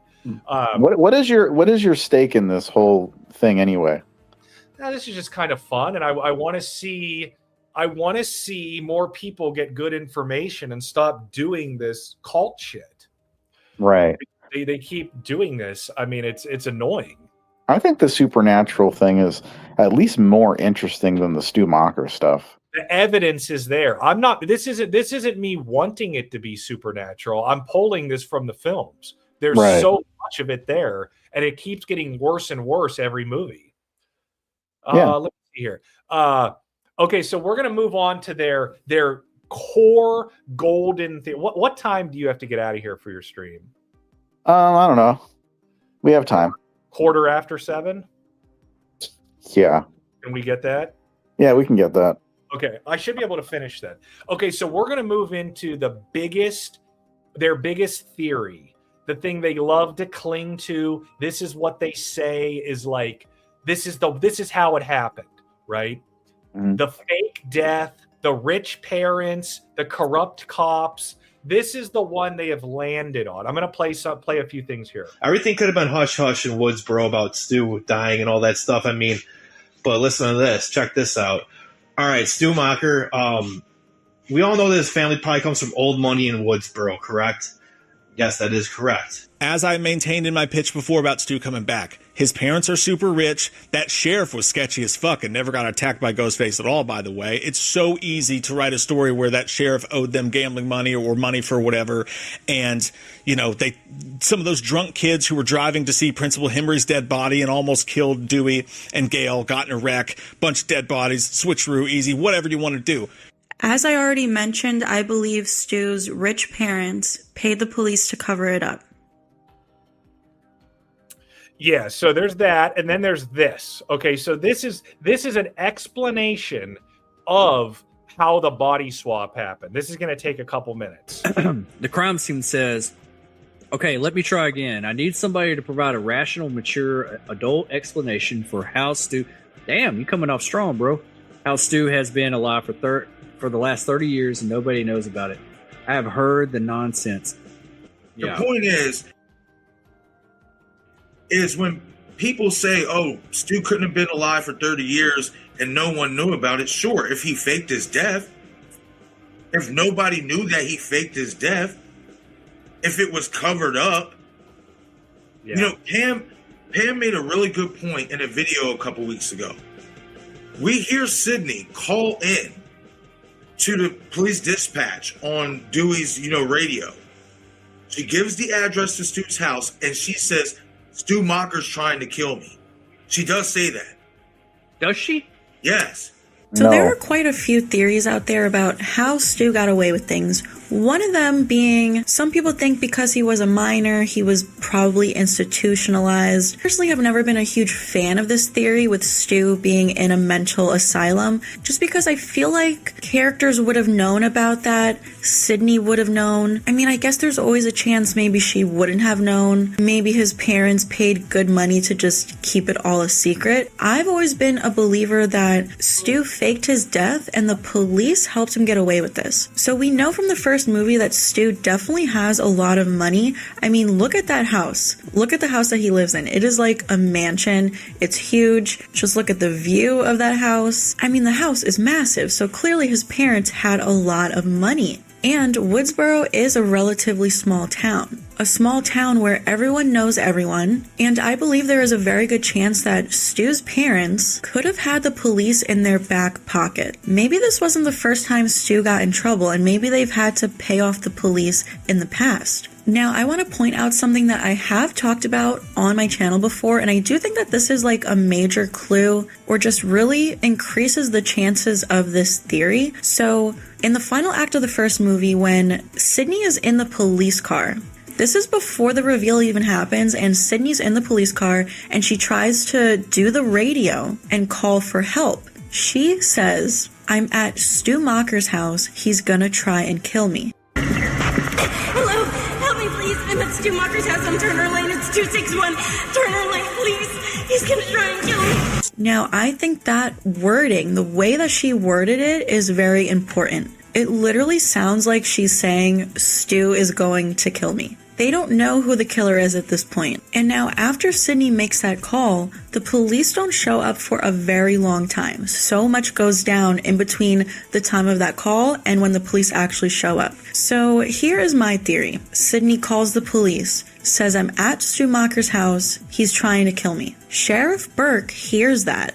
thinks to himself, oh my god, the Macher kid. Let me call his parents and let them know, maybe work something out with them. So imagine he called the parents who were away on vacation, says to them, do you have any idea what your kid is up to right now? He is behind the craziness that is going on in this town. And what if the parents were like, please help out our son. We will give you money. Do us a favor. He can't spend his life in jail. Help us to get him out of this situation. So then, of course, Sydney drops the TV on him. Sydney thinks he's dead. The police show up.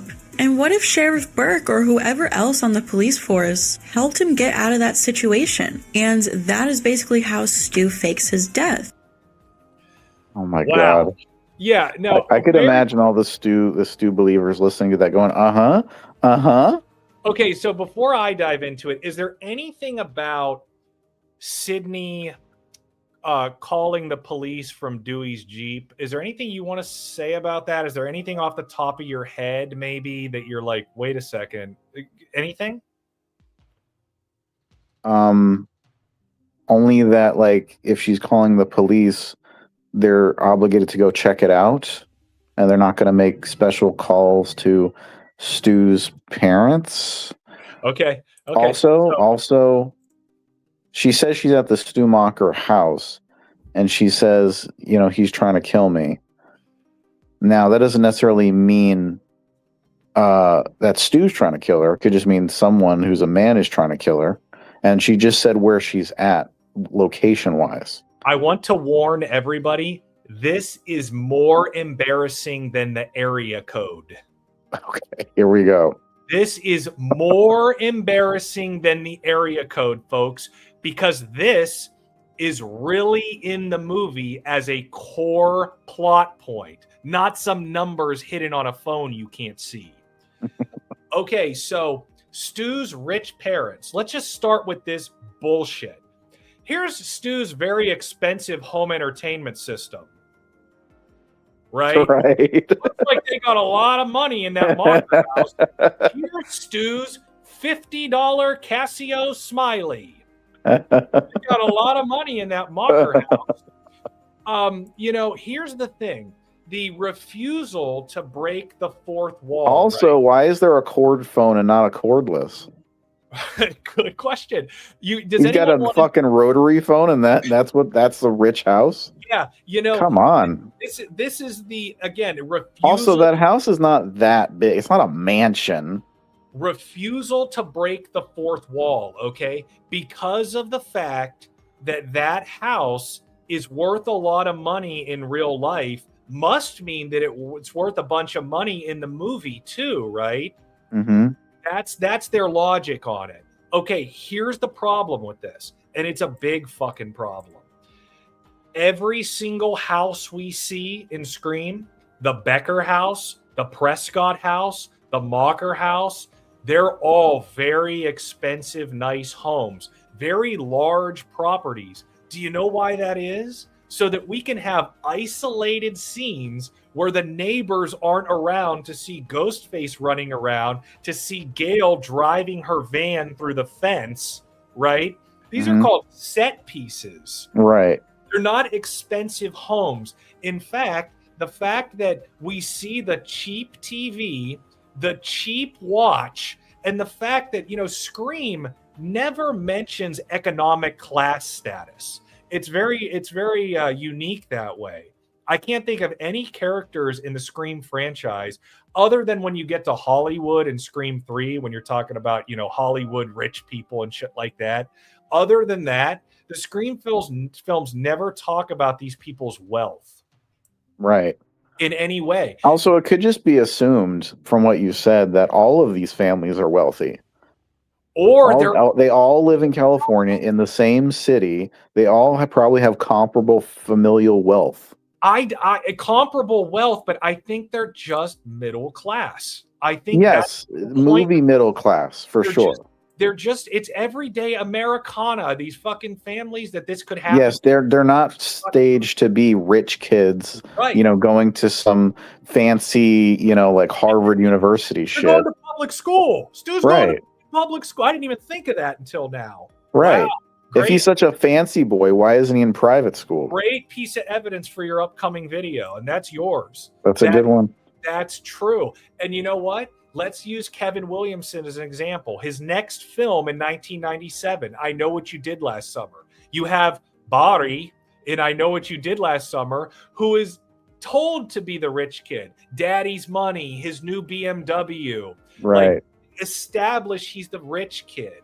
Right. Oh, are there any photos of the kids' cars in this movie? Oh, we're going to cars next, man. Here's the thing. As far as we know, Stu don't even have a fucking car. Stu don't have a car. He walks to school. We see that in the beginning of the fucking movie. As far as we know, he doesn't have a car. But Sydney... And there's a garage with no car in it. I was going to get to that. If there was some kind of evidence in the film where Stu was wearing a Rolex and not a Casio Smiley. If out in the garage there was a classic Ferrari under a cover, you know, like Ferris Bueller's friend's dad, right? You're right. Some kind of evidence, the Macher family, that Sydney is so rich, she takes the fucking school bus. Right.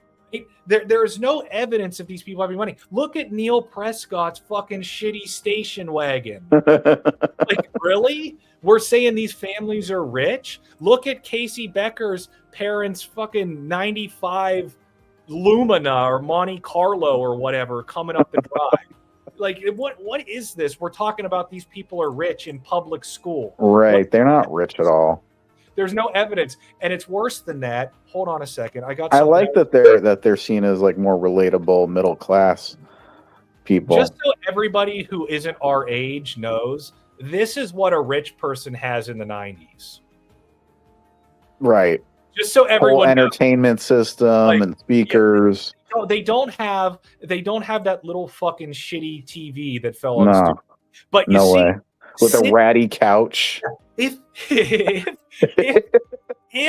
they were trying to make Stu rich, it would have been really hard for Sydney to dump this on Stu. Right. She'd be there for like a whole hour. Yeah. So there's a reason why they make choices, you know, for certain things. They were never trying to imply that Stu has money and that the rich parents. That is an entirely a fan wank. They made that up for the convenience of their theory. So that it could all come together. Like, well, maybe because Stu's family's probably rich because the house is really big. And so his parents are probably really rich. And so they bought off the town. And so they bought off the sheriff. And so the sheriff told blah, blah, blah, blah. It's like you're making all this stuff up. An amazing TV at the Becker house. I mean, it's a lovely house, but with a pool and a pool house with a shitty Monte Carlo and a shitty TV. You know, again, the house is a set piece. Yeah. How else are they going to have Steve sitting on the back porch in a small little neighborhood with neighbors watching? Right. Like, it doesn't make sense. Again, we're out in the middle of nowhere. They'll never make it in time. They did it for the convenience of the film. And for the story to play out a certain way. Now let's talk about the sheriff and the money and paying off the fucking sheriff. Okay, so the phone call, the quote phone call to Dewey, or using Dewey's Jeep, right? Calling the police. Mm-hmm. For anyone who's ever used a radio like that, they understand that those things are pains in the ass, and a lot of times your transmission goes through with static. The movie heavily implies that the cops didn't hear that. Okay, that's what the movie is trying to tell you, because Sydney goes into the kitchen, right? Billy's doing his monologue, and she never says, I just called the cops on you out in Dewey's Jeep, dude. She never says that because she kind of knows that it didn't go through. Mm-hmm. But here's where this gets so much worse than the Woodsboro area code.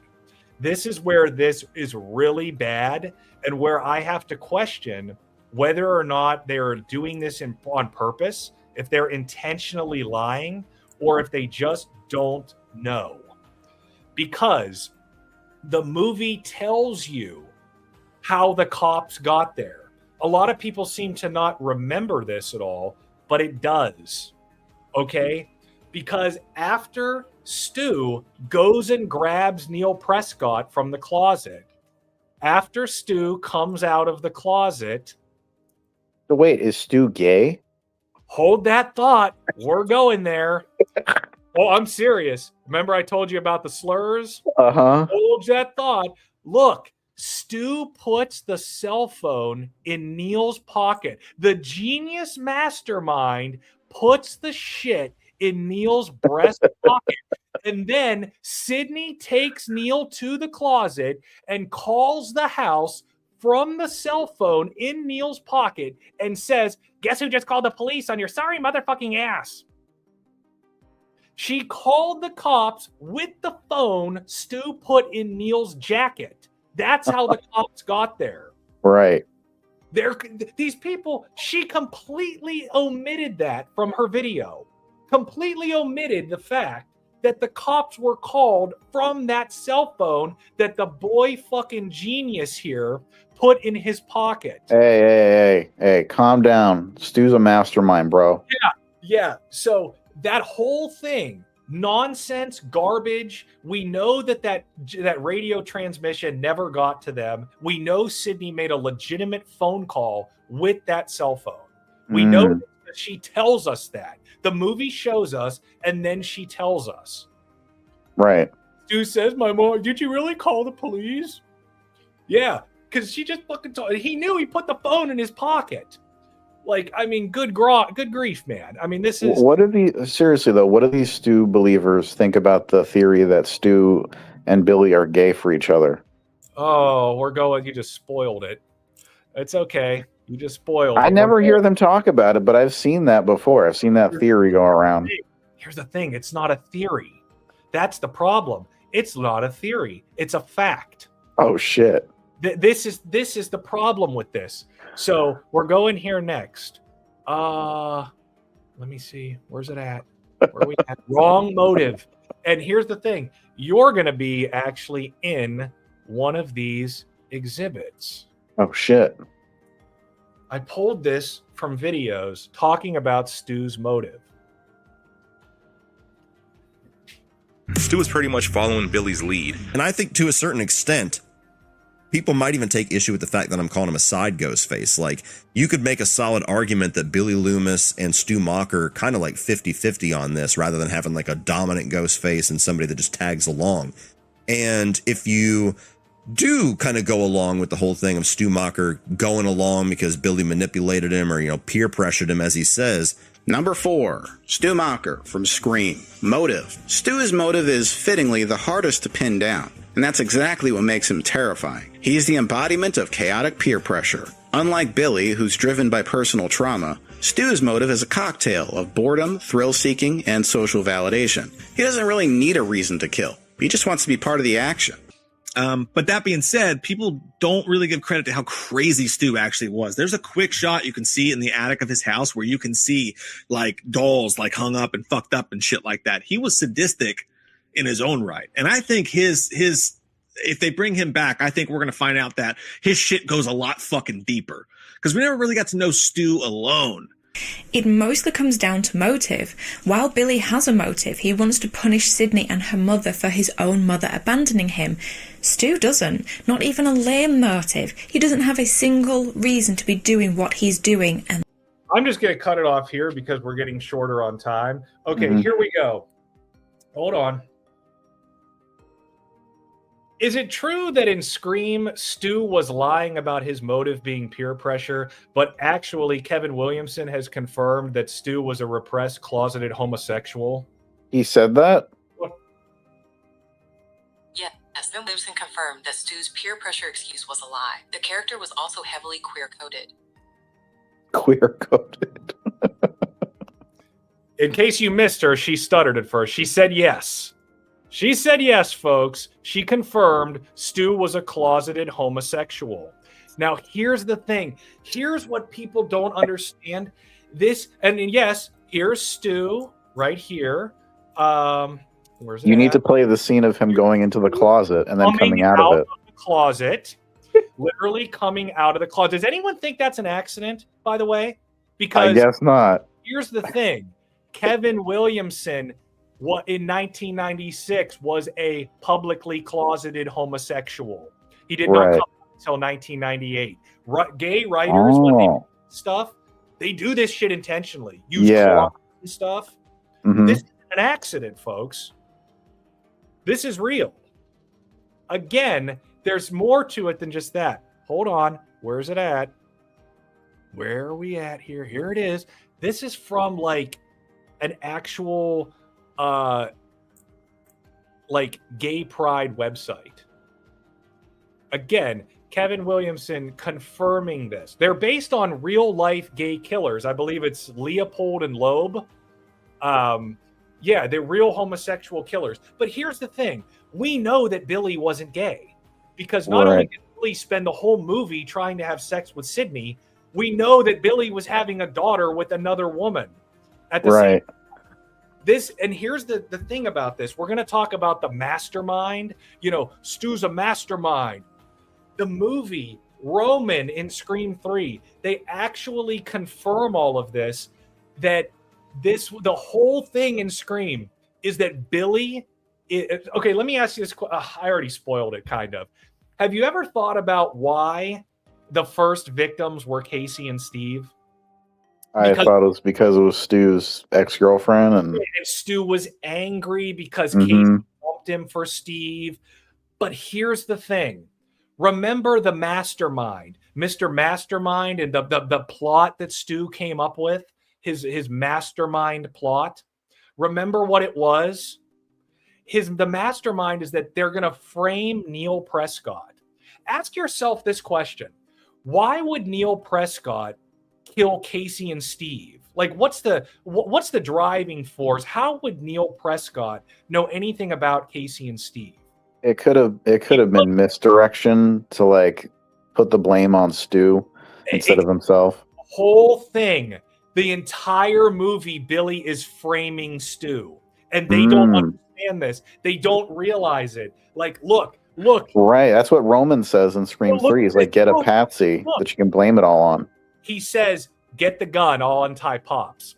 He's got Stu's fingerprints all over Neil, all over the phone, all over the voice changer. He's going to have Stu. This is, I think people don't understand, not just the genius writing of Scream 3, not when you talk about, where's it at? Oh, shit, do I have it here? Yeah, that movie gets way more flack than it deserves. I think just because it destroys their idea of Stu being this mastermind. Well, Roman's saying that, right? Roman's saying, he needed to have a partner to sell out, all that shit. That confirms what Billy was doing. But here's the thing. This is the real genius I think people miss. It's actually Scream 4. Because remember, so Scream's like a play on horror movies. Scream 2 talks about sequels. Scream 3 is a trilogy. Scream 4 was a remake. A lot of people miss this. Now, typical remake fashion, you swap genders, right? Jill became Jill's Billy, and the boy, the girlfriend. Wait, Jill rhymes with Bill. I never thought of that. But Jill is playing the role of Billy. Here's the thing why Scream 4 is so genius. In Scream, the original, Billy and Stu look like they're about to get away with it. And then Gale takes the gun. And when Gale comes in and grabs the gun, everything falls apart. Scream 4 actually shows you what would have happened if Gale wouldn't have grabbed the gun. What would have happened was when Jill killed Trevor, which is the replacement for Neil, Billy was going to have Stu kill Neil and then finish stabbing Stu to death, what Jill did to Charlie. And all that shit Jill did to herself after she stabbed Sydney, that's what Billy was going to do. Right. Billy was framing the genius the whole time. He was going to kill him. He did kill him. He stabbed him to death, basically.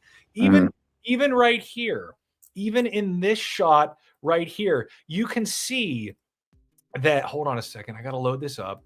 You can see, motherfucker, come here. Okay. You can see that he didn't care about Stu. Like, he's ready to dispatch him right here. Right. He's framed this guy. That's why they killed Casey and Steve, because when Billy tells the cops, when Billy's the sole survivor, and you have Neil Prescott with Stu's fingerprints all over him, all the duct tape residue on him, he probably pissed in the closet in the house, Neil's car's out in the woods, right? He's going to say, well, Stu kidnapped Neil, right? And Stu's the one who murdered his ex-girlfriend and his current girlfriend who's out hanging in his garage at his house. Like, dude, how much shit did he frame this guy for? Right. Like, it's all on him. The only person anyone's going to look at as a suspect is Stu. Sydney would have even given Neil an alibi already the night before, right? Because she said that her dad went away on business. When Casey and Steve were getting killed, she would have told them Neil was at the house with her. Like, she would have provided that alibi for Neil. Mm-hmm. Only Billy's going to tell them it's fucking Stu, dude. But here's where it's interesting. What actually happened here, this is my theory, and I think what the movie confirms, is that Billy told Stu, like, we have to kill Maureen because she found out that I'm gay, right? And then we have to kill our girlfriends because we want to run away together. Right. There's no other reason why Stu would have went to this level and did this stuff other than love. Like, that's the thing. That's what the movie is telling you. This dude was gay. Like, straight up, that's his motive. That's 100% his motive. Repressed homosexuality. And there's a deleted scene where Tatum talks about this. Hold on a second. I'm going to load this. There's a deleted scene outside of the grocery store when Dewey is driving them around, where Tatum refers to Stu not being, like, good in bed. Like, Sydney asked her how she does it or whatever. Mm-hmm. Tatum's like, you know, with Stu, I need to think of something else. Basically confirming that Stu's not interested in her. Stu wasn't interested in Casey. That's the things. They were both his beard. It was that was the 90s. Kids in high school didn't come out as gay. Like, he was.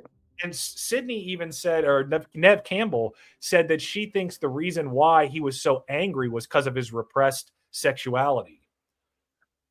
Like, well, all the evidence proves this shit. In the immortal words of Murray from Clueless, your man Stu's a cake boy.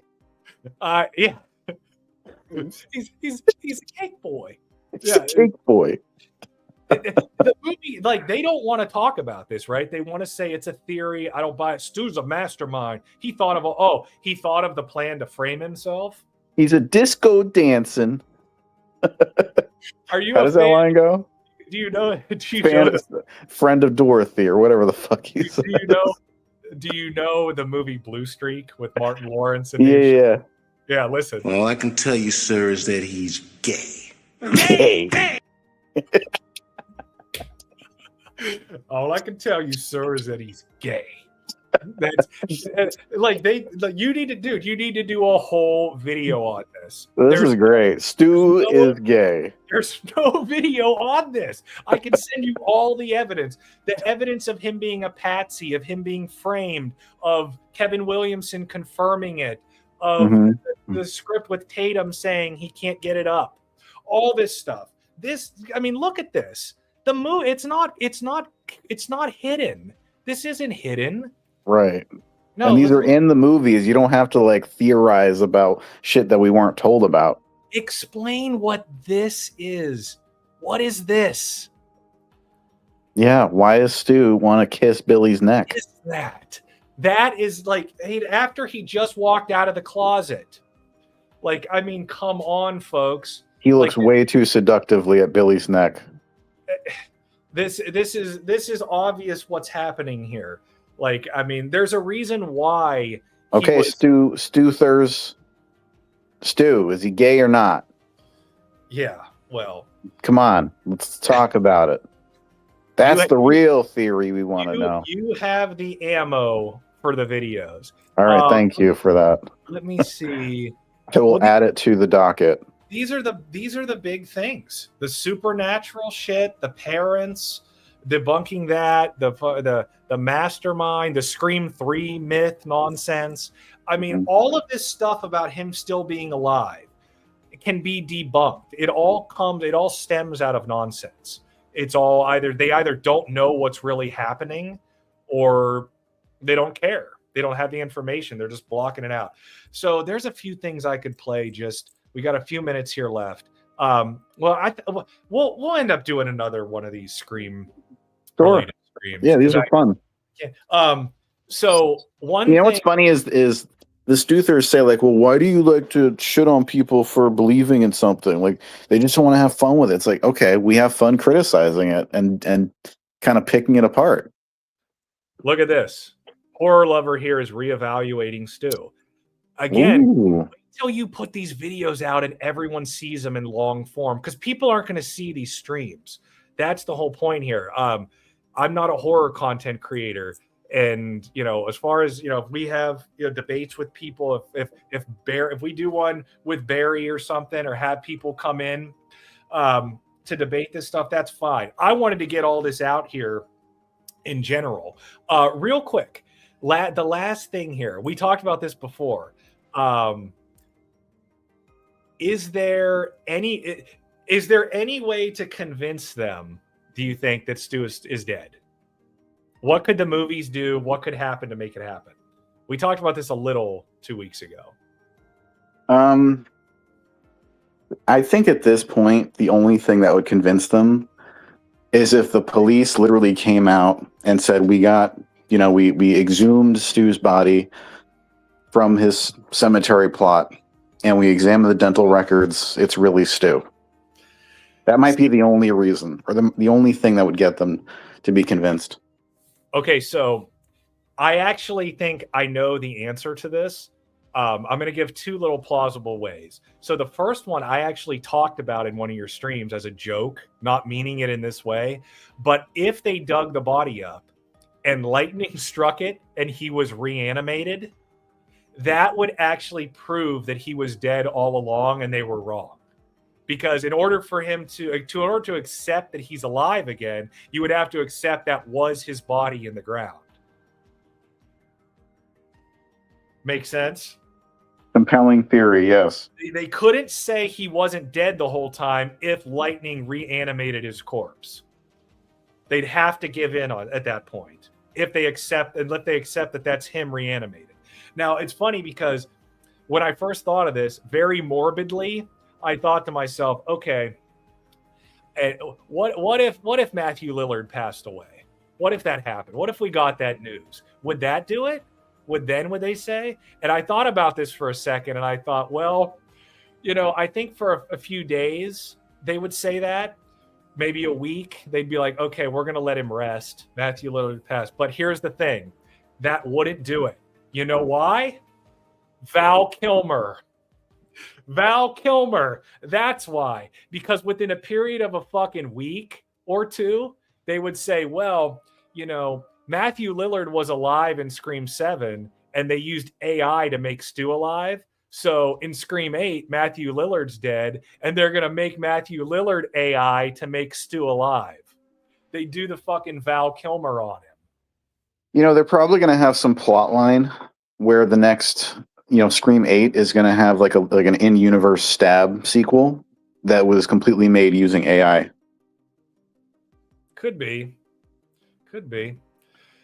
Well, yeah, I mean that's pretty much gonna wrap it up here. I'll be for tonight. I want to thank everybody who popped up here in the comments. Sounds good. I don't get to them too much. Great stream. Yeah, unfortunately we don't have enough people, but yeah, I mean, because you're a shitty marketer. You're not good at marketing your shit. It's true. A dog from hell pees on grave. Well, that did happen to Freddie, pretty much. Yeah, I'll be popping over in your stream here. All right. I got to eat first and stuff, but yeah, I got some fun shit for that. Sweet. All right, bud, I'll let you know on the next planned one. Sounds good. All right, see you soon. Yep.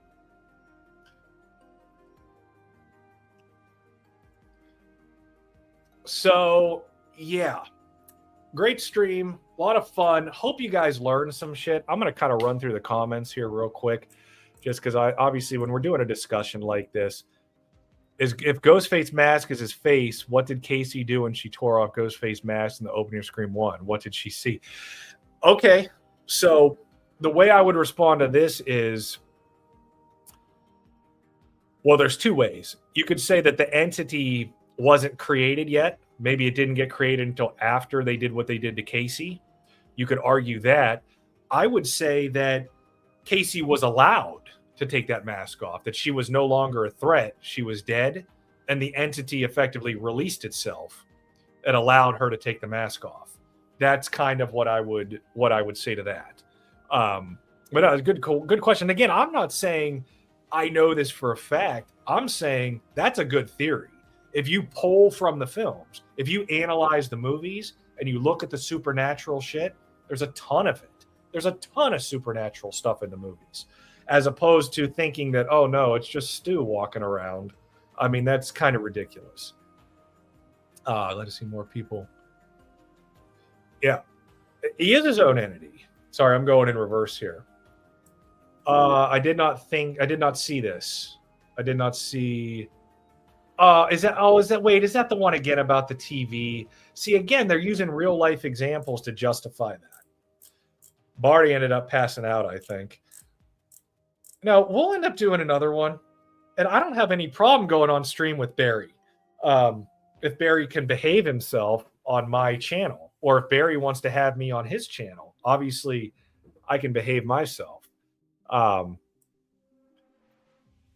Yeah, he did not have the Richard Potter interview in that.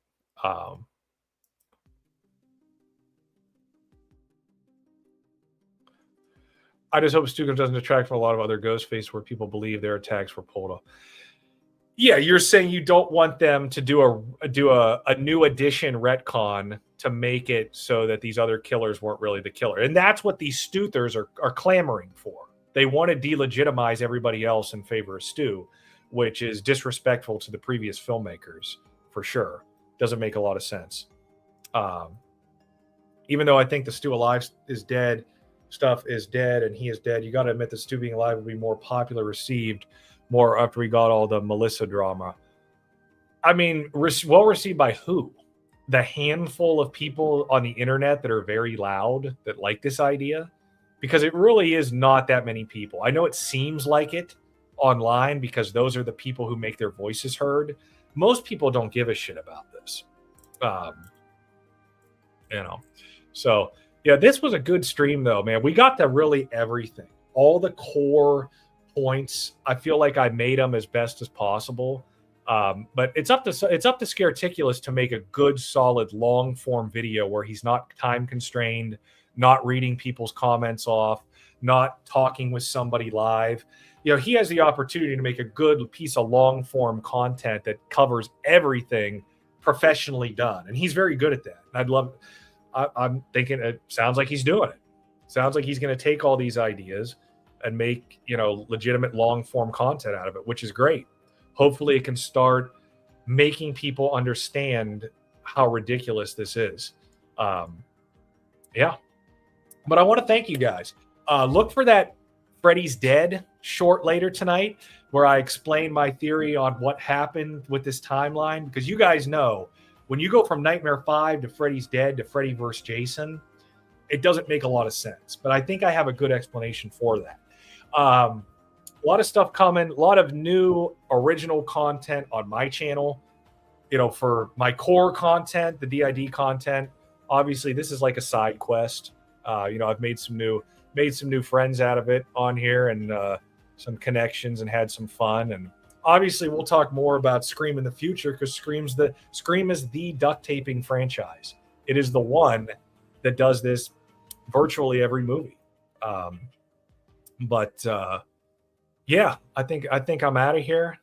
I'll be over on Showtime Lycan here later to talk about something else. If you guys follow Scareticulous' other channel, he's got some good. He's a great entertainer. His other content outside of Scareticulous is solid entertainment for sure.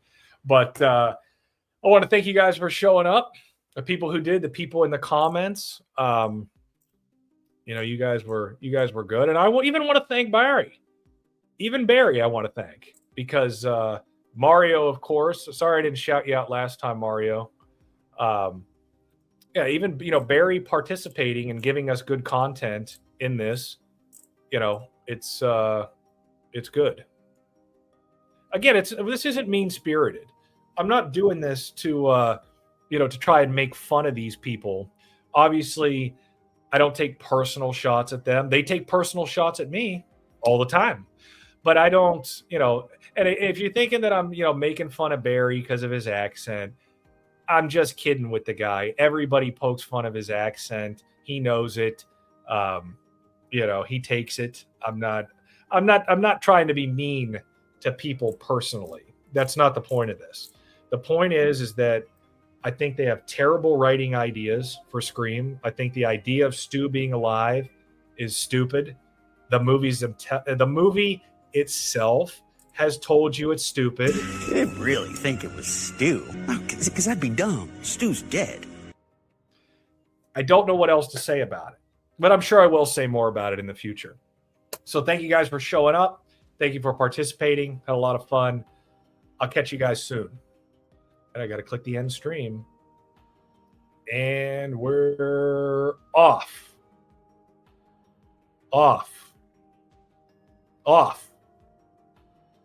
Man, it takes a minute.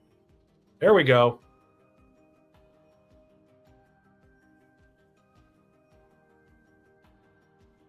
Oh, look at that. It wanted to know if I wanted to do an outro video. Okay, let's try it again. It's going to take a second.